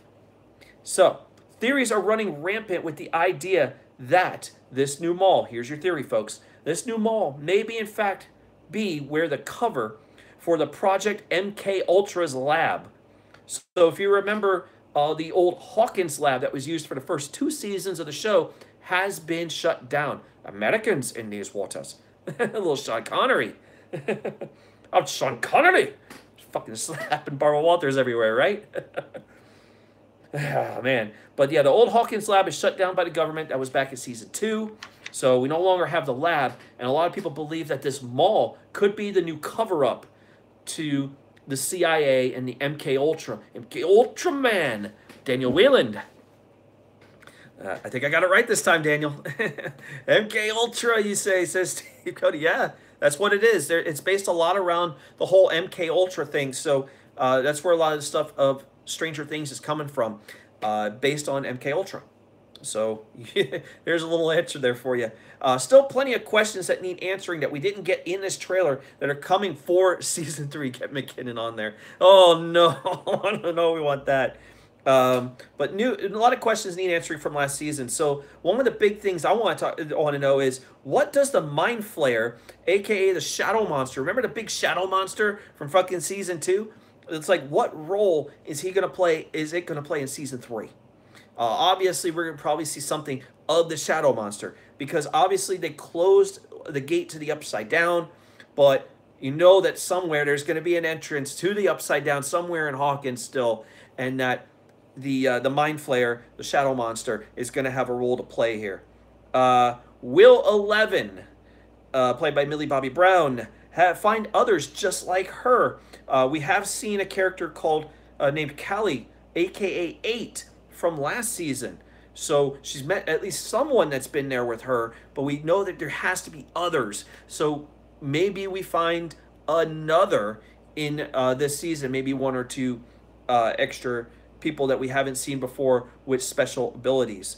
What role will Dr. Owens play this season? Dr. Owens, who was played by Paul Reiser, and he had a vibe of last season with the whole movie Aliens. So we kind of get a little bit of that, like the Demogorgons, like the Demodogs that we saw, kind of felt like aliens a little bit, and so it kind of threw a nod to that. And then we got Paul Reiser, which made it even better. So we feel like Dr. Owens is going to play a role. We did see him hand off a fake adoption certificate of adoption to Hopper for 11, her name is now Jane Hopper. So that's another thing to kind of take in. See, a little bit of spoilers here for some of you guys. But will Dr. Brenner, who's played by Matthew Modine, will he be the big bad this year? Last season, we got a brief moment of Dr. Brenner, who Callie brought to life at that one point during the episode, which shocked the hell out of 11. And of course, we saw his character kind of die in the first season, but is he really dead? We don't really know. So have a feeling that we're going to see Matthew Modine in this season. In what capacity, I don't know. There are some reports out there, especially on the internet, some wikis out there that still state that Dr. Brenner is alive. So we still might see him maybe in season 3, maybe even in season 4. The show is planned for about 4 to 5 seasons. So there you go. We don't have much more time, right? But he may not be dead. Will Hopper and Joyce finally get it on? There's been some rumors that Hopper now will have his love interest this season, and it looks to be Joyce. Finally, Will's mom is going to get some, other than Sean Astin from last season. Now we get Hopper because we all love Hopper. He's a badass. He's cool as fuck. We love him. He's a great character, so I enjoy him on the show. Every time I see him on, it's just so much fun when he's there. And with him and 11 together is going to be very interesting. Finally, what about the rest of the gang? We don't see the kids in this trailer at all. So, and we also want to know about the relationship between Mike and 11. Obviously, they shared a kiss last season during the snowball. There's a relationship brewing there. And we got another relationship with 2 of the other kids as well. Although I think Mike and 11 really are more the key relationship, and want to see how that grows, and we should see that a lot during season 3. Of course, season 3 of Stranger Things will only take place over the course of 8 episodes, so we're going to have a little bit less this year with this, but maybe the episodes will run just a tad longer than their usual time. So instead of maybe getting 50 minutes or 55 minutes or close to an hour, maybe we're getting the Game of Thrones treatment, and maybe get maybe an hour and 15 minutes, hour and 20 minutes, something to give us a little bit more to kind of make up for the lack of episodes. But sadly, we're still going to have to wait a little bit longer for season 3, it looks like. It is in production right now. And there was a release window shown at the end of the teaser trailer that states for next summer. Out of the original 5 kids of Stranger Things, What character do you think you're most related to? Oh, fuck. I think I'm Mike, dude. Honestly, I think I'm Mike. I think that's, if I had to compare myself to them, I would be Mike.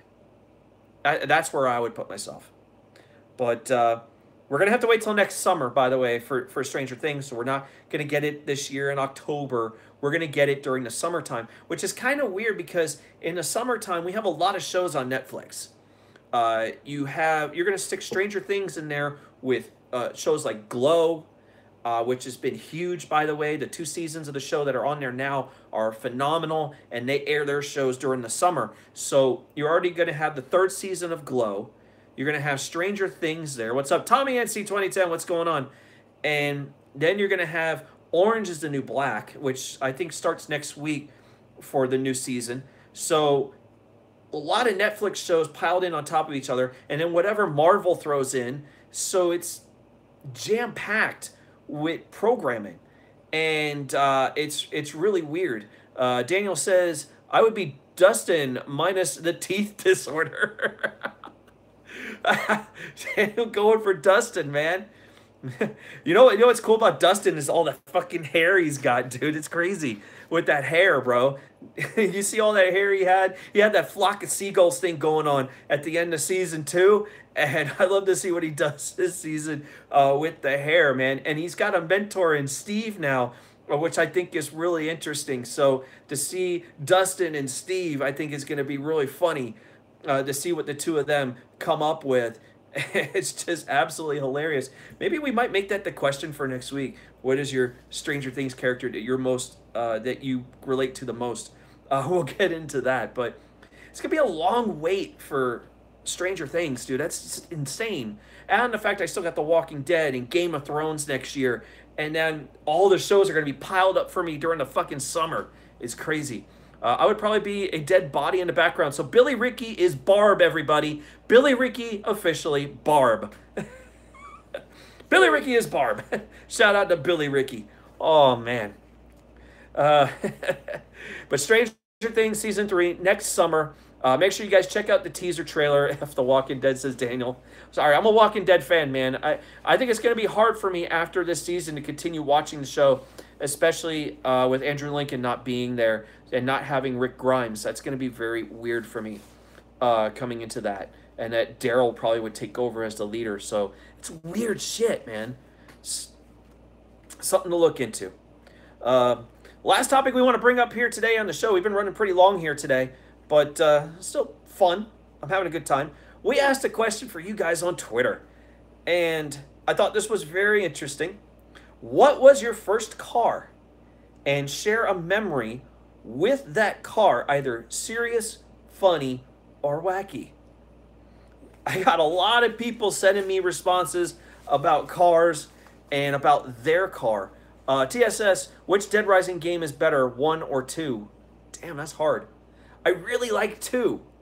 1 was a blast, but I'd probably say I'm gonna go more towards Dead Rising 2. I like 4 right now, though. I am enjoying Dead Rising 4, but I would probably say 2. Billy Ricky talking about a 98 Tahoe and crashing it into my friend's front yard. Why? What is it with everybody in their first cars and they crashed them? Wow. I never saw the Twitter post, says Billy Ricky.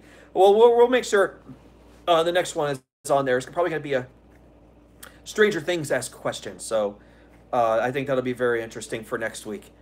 But let's get into these first cars because I thought this was really cool. A lot of you guys posted pictures of your cars, so make sure you guys check it out on Twitter at @highoctane_buzz.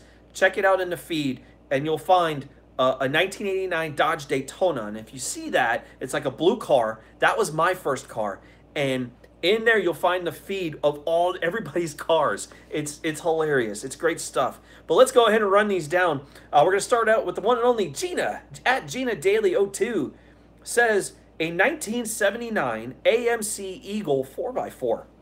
This car was ugly as sin, and the radio was broke, but she was a beast.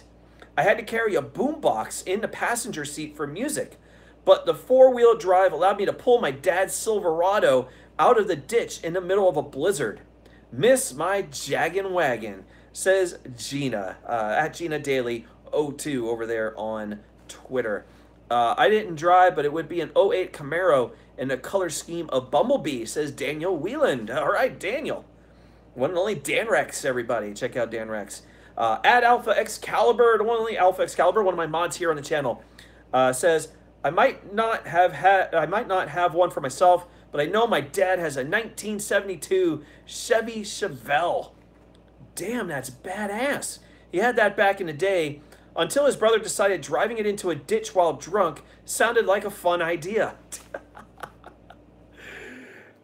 Boy, what did he do to the brother, Alpha? Because I'd love to know. What did your dad do to your brother for crashing his Chevelle? That's fucked up, dude. That's absolutely fucked up. Especially for a Chevelle. That sucks. For a muscle car, getting it all fucked up like that. Damn. Joe Cronin chimed in here, at Real Cronin, by the way. He had a Chevy Nova. Didn't give us any more information, but showed a picture of what looked like a broke-ass Chevy Nova, everybody. Thank you, Joe Cronin, for that one. At FlowGrown OG, who's been in here in the chat, active in the chat today, says a 1984 Olds Cutlass. 2 hours after I got it, I slid on the ice in Ohio over the curb, blowing out all 4 tires. Fucking A, dude.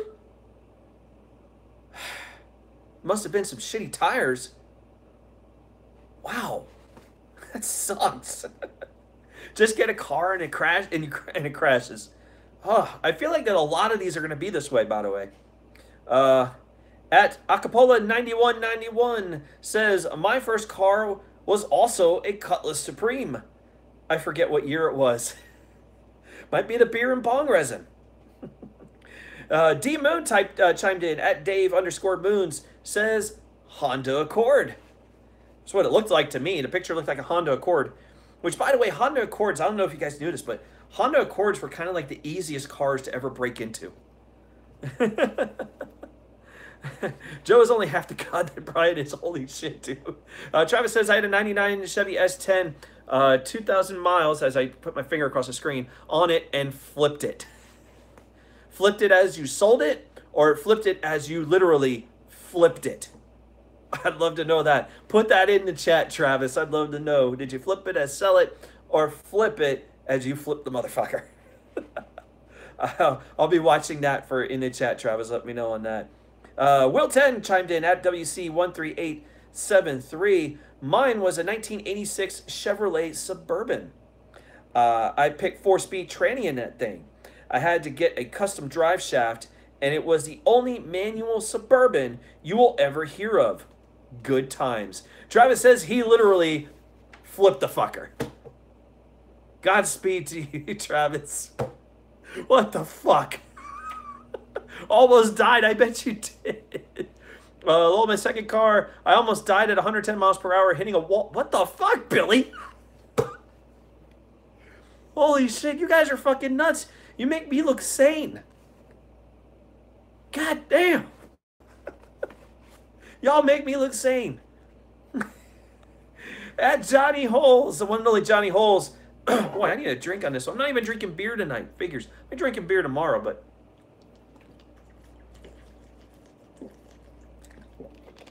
I know, right? Everybody, what the fuck, Billy?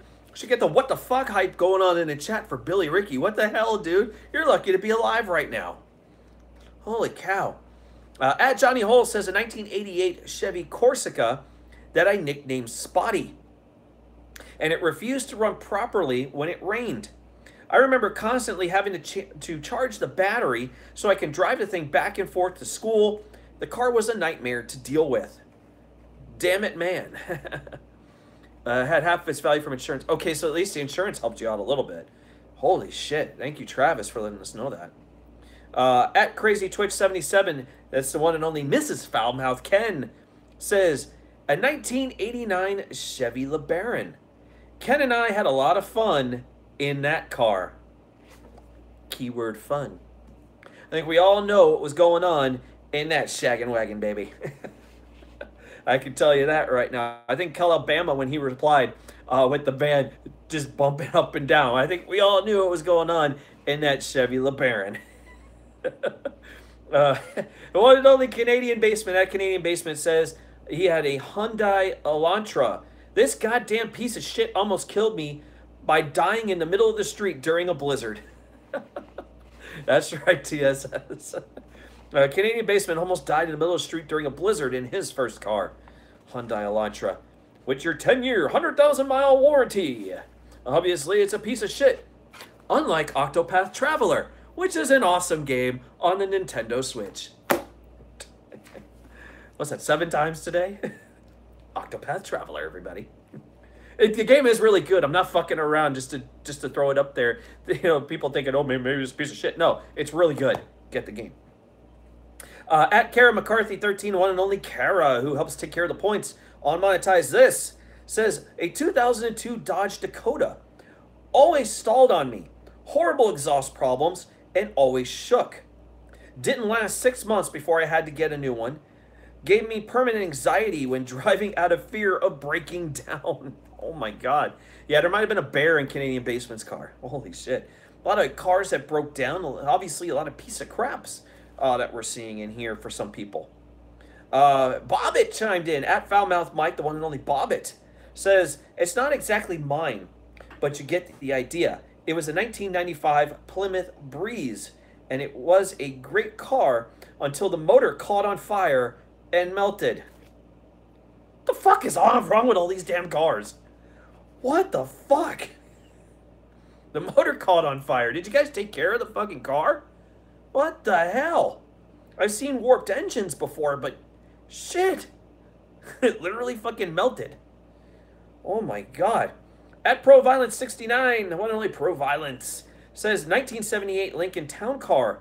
Too embarrassed to post a pic, which I'm pretty sure he was probably happy about. But this was in 2001 when he got this car. Very interesting, ProViolence. A very nice choice of cars, a Lincoln Town Car. At Goonie20, the one and only Tattooed Mistress, says, mine was supposed to be a 1990 Chevrolet Celebrity wagon, but Dad fell in love with it. Oh, and a fully loaded tow truck plowed into the rear. Safe to assume that car did not last very long. Holy shit. At Broken Matthew, he made me laugh. He made me laugh on this one. If you guys have to watch the thread to see this, but you already know, and he shows a picture of a Kitty Rider electrical amusement ride. Put in a quarter and watch this thing rock back and forth. You ever seen those things and just rock back and forth? That's what it was. These little Kitty Rider things. So Broken Matthew says his first ride was the Kitty Rider. Really interesting. At Chris Phineas, I love this one. 1985 VW Golf Wolfsburg Edition. 4-door, 5-speed, manual cable, clutch, manual windows, mirrors, and locks, power brakes, no AC, cruise cassette player. Chris, you have a pretty good job as a used car salesman with this one. Had 1986 GTI fender flares and front and rear valances. 80 horsepower. 80 horsepower? The fuck has 80 fucking horsepower anymore? Prius. No, nicknamed the Bug. VW's back windows rolled all the way down, so my friend and I filled the back seat with corn ears and drove around throwing corn at mailboxes and road signs. Chris didn't have a lot to do in his life. Maybe the only other enjoyment on a Saturday night was to watch the traffic light in town. One time, an ear was thrown completely through a plastic mailbox, holes on both ends with kernels on the exiting mail.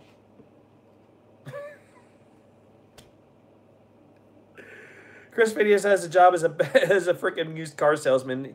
He put this thing out perfectly. Thank you, Chris Phineas. Iowa is the corn state, says Daniel, obviously. Holy shit. At RJR7386 says the 2004 Toyota Corolla. I made out with my girlfriend in the parking lot at the Baton Rouge River Center, waiting for the traffic to die down after the John Mayer concert in 2006. RJR7386, I fucking salute you.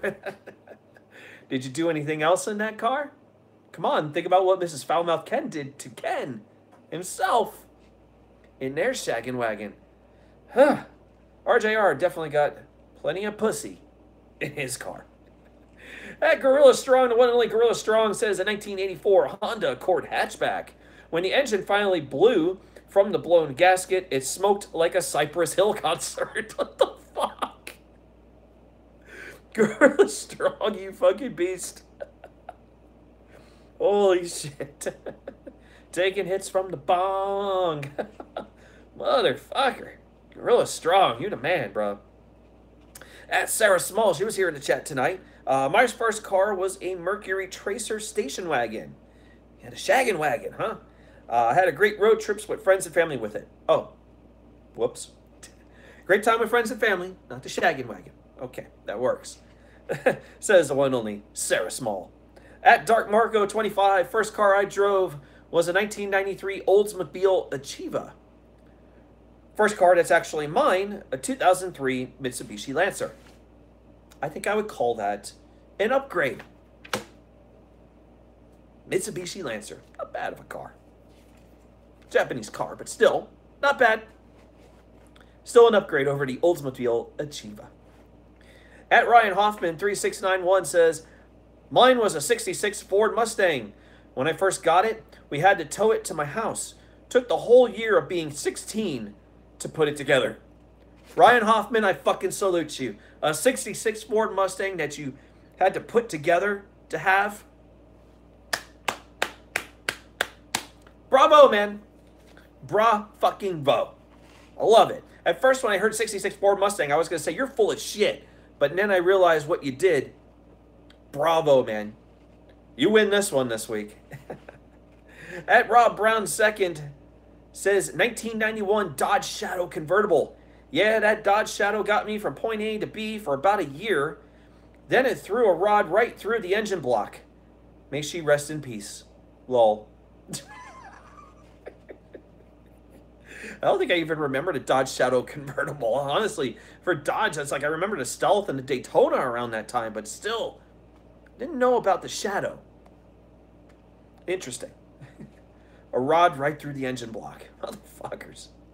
At Ronnie Lee 48, finally, for the final one here, is a 1986 Ford EXP Sport. I saw the picture of it, almost reminded me of a Mustang, to be honest with you.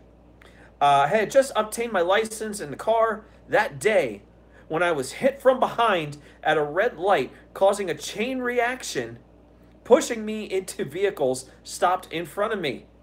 My vehicle looked like an accordion. Talk about new driver, bad luck. Holy fuck. Daniel says, if I would drive, I want my flying car, damn it, or a hoverboard. Holy shit. You guys had some great first cars, and some of you shared some good memories. Some of you guys shared pictures. Everyone seemed to have crashed their cars. That's the thing about first cars. First cars are meant to fucking crash and burn, literally. And case in point for Bobbitt.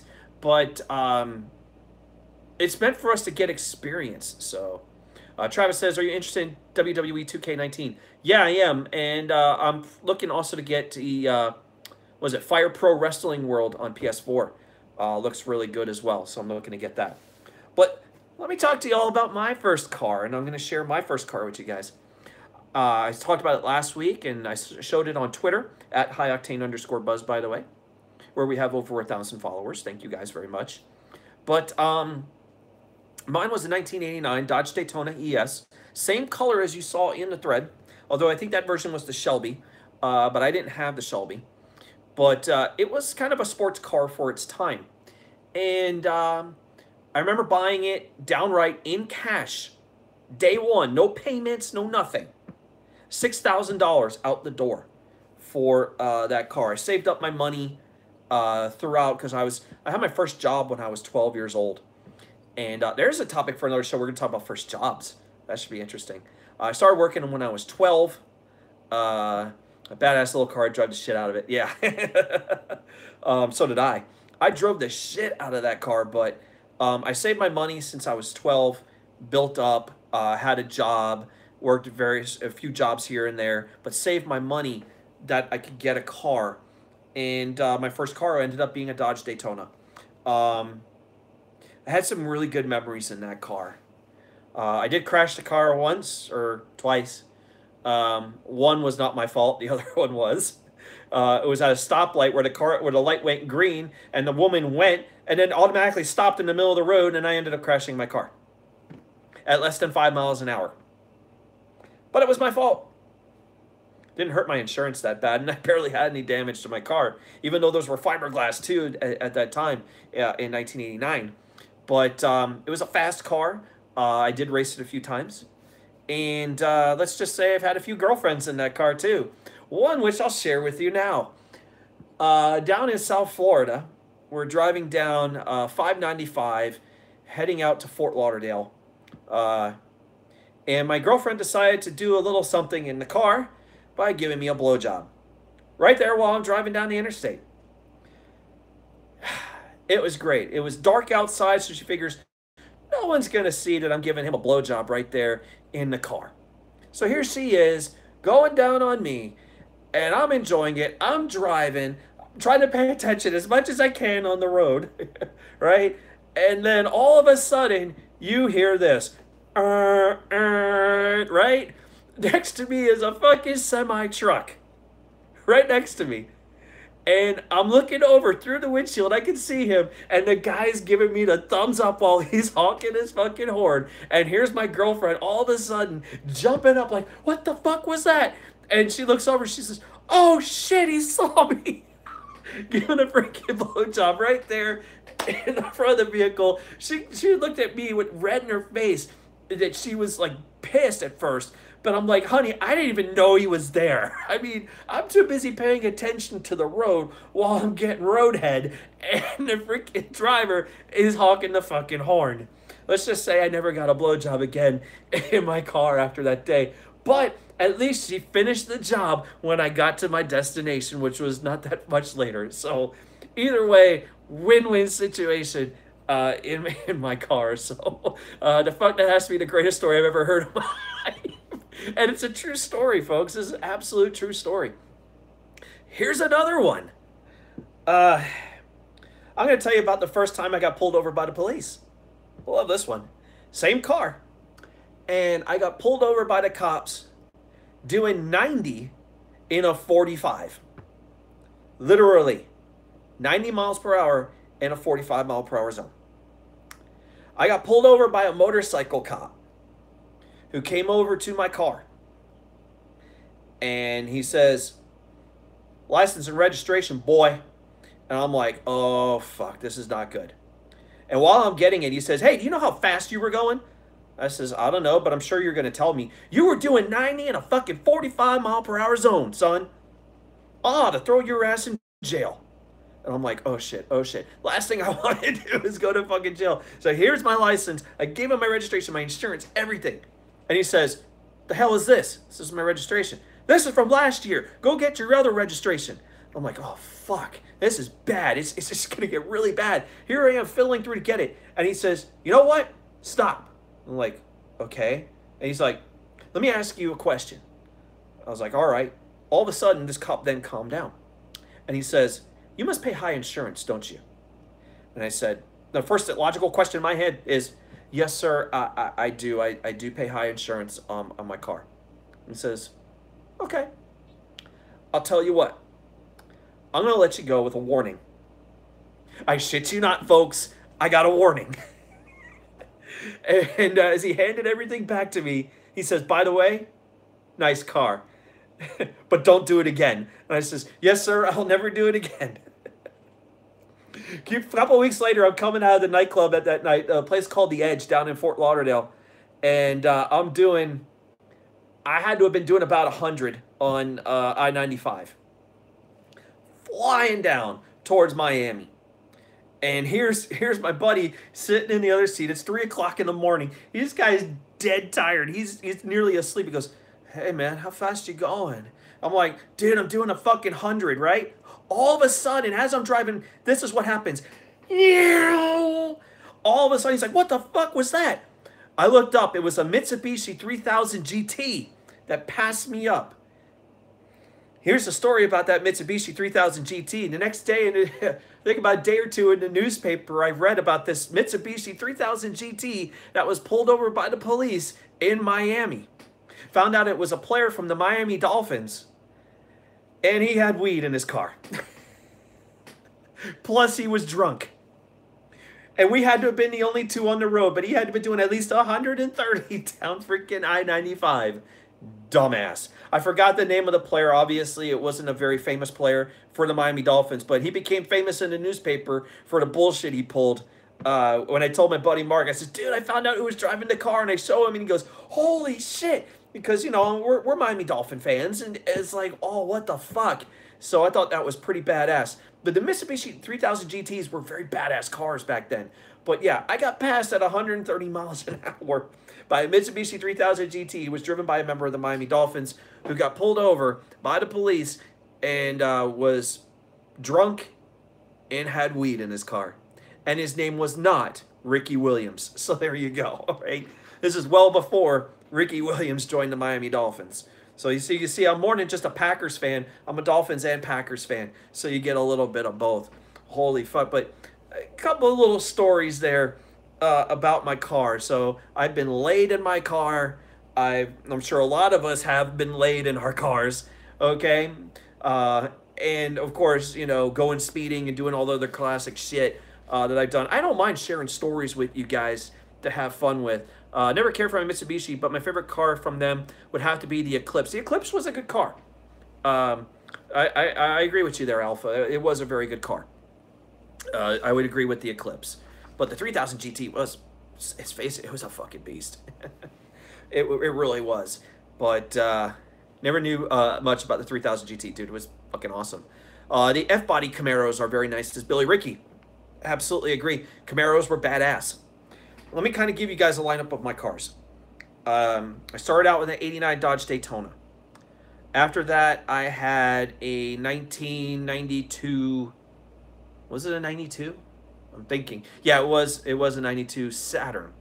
Or is it 2000? No, 2002. Sorry. It was a 2002 Saturn. My bad. It was a 2002. Moved on from there onto that car.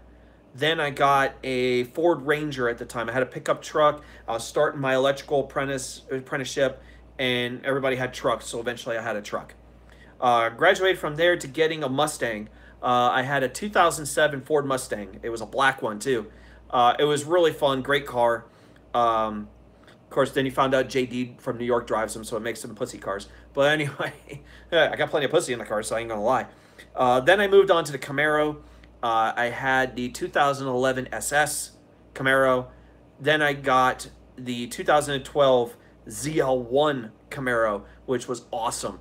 One of my favorite rides. And then eventually graduated into the Corvettes, the cars I really wanted. I started out with a 2015 Stingray. Now I'm with the 2017 Grand Sport. And let me tell you something. A lot of people say, when are you going to trade in for your next car? I'm not getting rid of my Vet, folks. That Vet is staying forever. That's my baby. I am getting a second car to use like as a road travel car. You know, get like a little V6 car or something, like an Impala or something, and drive around the country with. And my Vet would stay at home, and I would have it for whenever I'm home. Or if I'm on a shorter road trip, I would take the Vet with me. So kind of the idea there. Brian, did you ever like JD even before the fallout? Yes, Travis, I did. I did have a lot of respect for JD, but now it's hard for me to respect a person that doesn't want to respect opinions of people. And it's been the falling out for me for JD, not because of JD and Joe, but I was listening and watching both of them at the same time back when the early days of Out of Nowhere. And of course, I was listening to Joe even before Out of Nowhere began. So I've been there since the early days of Monetize This. So I've been listening to Joe Cronin for a long time. So just to kind of give you an idea, me too. There you go, Travis TLC. But there you go, a history of me with cars. And of course, the Daytona, which is one of my favorite cars. If I can ever find that car again, I probably would get it to have and drive around with. Although compared to the cars of today, it's probably like a piece of shit compared to cars of today. It's like, man, I gotta have to replace that freaking engine in there, you know, to have something faster. So I think everyone knows why I don't like JD anymore. It says TSS. Yeah, I agree. A lot of people don't, but that's a story for another day. Little programming notes coming up here for you guys as we're going to get ready to wrap up the episode here for today. We went pretty long here. 109 minutes, dude. That's awesome, man. We had one of the longest episodes ever, other than anything doing gaming. So that's pretty beast. We're going to have a show next week. Episode 15 will be on Thursday again, 8 p.m. Eastern Time. However, the week after that, which is going to be the last week, I think, in July or early August, we're not going to have an episode. My job is going to shift to night shift for that week, so we're not going to have an episode. Next week, there will be one, but the week after, there won't. And that's around the time I'll be working nights for that week and then preparing to go home that weekend. So I'll fill in more next week to kind of keep you guys posted on that. This Sunday, more than likely around 2 o'clock Eastern Time this Sunday, we'll have a live Q&A. We'll be talking Comic-Con, anything that comes up through there, and any new information about some games and stuff like that we'll talk about, because during Comic-Con they do feature video games. Maybe they will feature Octopath Traveler, right? There you go. Octopath Traveler, sponsor of today's show. Fuck you, Nintendo, pay me.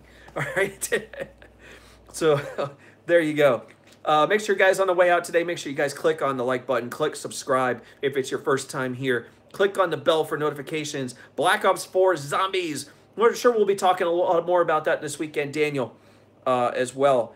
And I meant to do this on the episode today, was to talk about a pendulum shift for the Xbox. We're going to save it for Sunday because we're running a little long on the episode today, so I don't want to get into that too much. So on Sunday, we're going to talk about this pendulum swing where I feel like that the momentum in this supposed console war is shifting back into Microsoft's direction, considering where it was from Sony for so many years, and shifting Microsoft's way again. So we'll get into that on Sunday and talk about it. I meant to talk about it in the last episode of this show, and this episode I was supposed to do it, but on Sunday we'll talk about it and get into that momentum swing that I really want to talk about, and kind of open your minds a little bit about what's going on with Xbox. And that I'm telling you guys that when I tell you all this, don't go to the store and go trade your PS4s in. I'm just saying, listen to what I'm saying, that it looks like that Microsoft's starting to gain some of that momentum back. I'm not saying they're gaining back on sales, but that consumer confidence is growing with Microsoft now compared to where it was with Sony. So we're going to talk about that on Sunday during the Q&A. And then, of course, anything you guys want to bring up, any questions that you want to bring up, you can do that live on the stream, or bring it up on my Twitter at @highoctane_buzz. Send me a DM, and I'll answer them during the show. We'll stick on the air for about a couple hours and talk about whatever you guys want to talk about, but I'll have some topics for you and stuff like that. On Monday, we'll have a new Twitter question for the week for the Himmelgod Has Spoken, episode 15. Wouldn't be too surprised if it's Stranger Things oriented, especially since someone brought up what character you are. So I think this would be very interesting to bring up for next week for those of us who are into Stranger Things. I think that would be pretty cool. I don't know how many people would respond to that compared to stuff like what we had today with First Car, but I think that would be pretty neat. So thank you guys for being here today, for hanging out as I wrap this up. Sponsored by Octopath Traveler, everybody! Octopath Traveler. How many times we're going to see that in the comments today? Guess I'm missing out on that show, says Billy Ricky. Oh, man, you need to watch Stranger Things, brother. You got to watch it on Netflix, man. It's a great show. Definitely would love it. You're the type of person, I can tell you right now, you would love it, Billy. You really would. It's not just about the 80s nostalgia, but the sci-fi and everything in the show is really good. I want to thank everybody for being here. Thanks, Billy Ricky, obviously, Alpha Excalibur, Elias, my two mods that were in here today. Thank you guys for being here. Also want to shout out everyone that hung out. Will 10, I saw you in here. Luke Rojas from the Ministry of Evil was here. Joe Compton was in the house. Flo Grown OG, Sarah Small, Daniel Whelan, ADTR, what's up? I just saw you. Holy shit. TSS, happy birthday to TSS. Make sure you guys show him some love today. It's his birthday today, and he just makes awesome fucking videos. Holy shit. He does a great job. Shout out to my nephew, who will probably be watching this episode, obviously, because he always does. Shout out to the family at home. I'll see you all in a couple of weeks. Very excited to head back home again, back to sunny Florida. I do enjoy my time up here in Wisconsin, but I'm very happy to be heading back to Florida. Thank you to everyone that's been here in the chat today. Everyone who's clicked the like button, thank you. Everyone who's subscribed to my channel, thank you. Everyone who's following me on Twitter, Twitch, every platform I have, thank you. Those of you guys who even went as far as going to my Facebook page, because I never say anything about Facebook, but all of a sudden follow me on Facebook. Thank you. I do confirm your friend requests. So thank you for that. Everyone who posted for the Twitter question this week, thank you. Killdozer in the house, thank you very much for giving the big thumbs up. And it's a thumbs up for you too for being here today. Tomorrow, monetize this. Make sure you guys tune in for that. We've got the Golden Demons of Stephen Gurman. And, of course, the Ministry of Evil will be back. Hopefully in a stronger presence, please. Obviously, the rant line's going to be in play. Hopefully, we'll see some more in the rant line from the Ministry. Because I want to hear about that. Stephen, please get a better fucking microphone before you go on the air. Because it's toxic. What you have for a fucking microphone is pathetic. Please get a fucking microphone. I will be up in the rafters like Sting. Not going to go out and kill someone during the show. I'm just going to be up there with my popcorn, enjoying everything. I'll probably be hanging out with the Derailed crew. We have something on Skype. And Skype's going to be fucked up in a few months anyway, which is going to be a mess. I'm really pissed off about Skype right now. Wondering what we're going to do in the future, especially as my show takes off and everyone else's shows is taking off. What are we going to do about freaking communication with everybody? What are we going to do? I don't know. So we're going to have to figure that out. We'll be talking with Joe and Ken and everybody to try and figure out what the fuck we're going to do when Skype is doing their bullshit that they're pulling.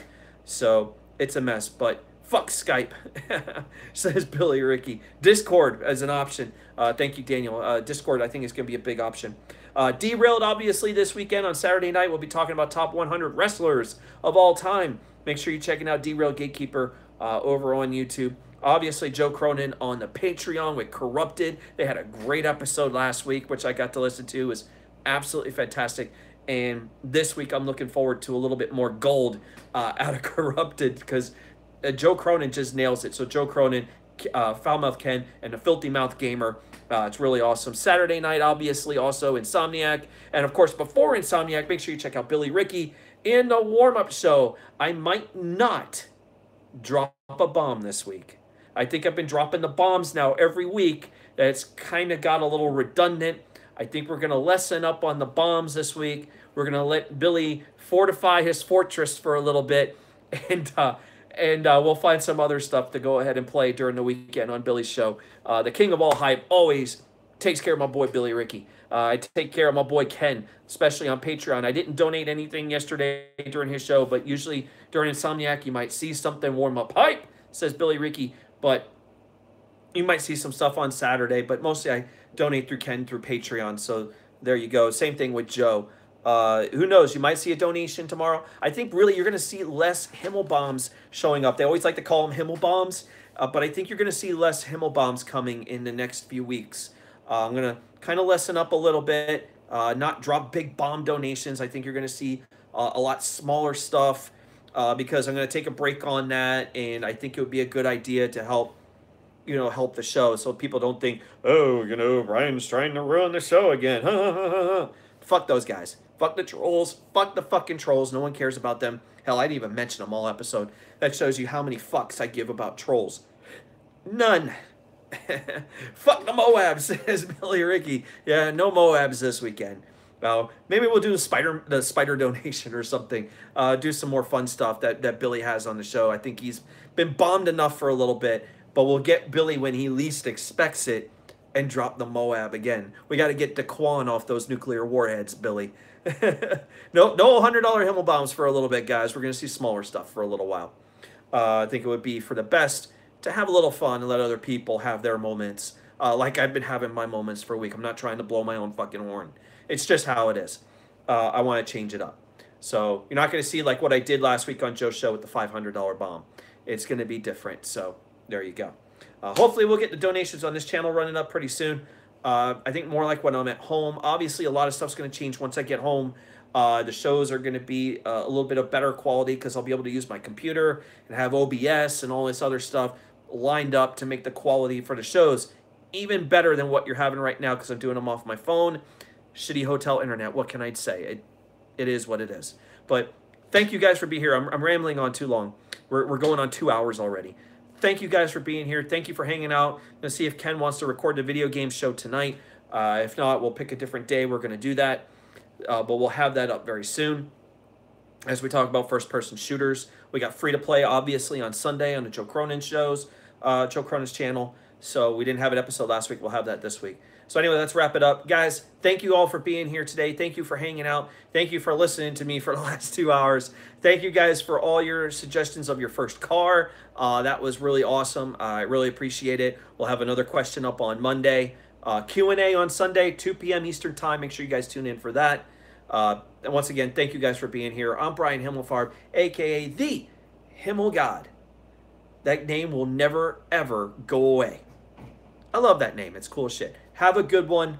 I'll see you guys later. I'll see you tomorrow. I'll monetize this. We'll see you during the weekend with Billy, Ricky, and Ken, and Joe, and Derailed, everything. We'll talk to you guys later.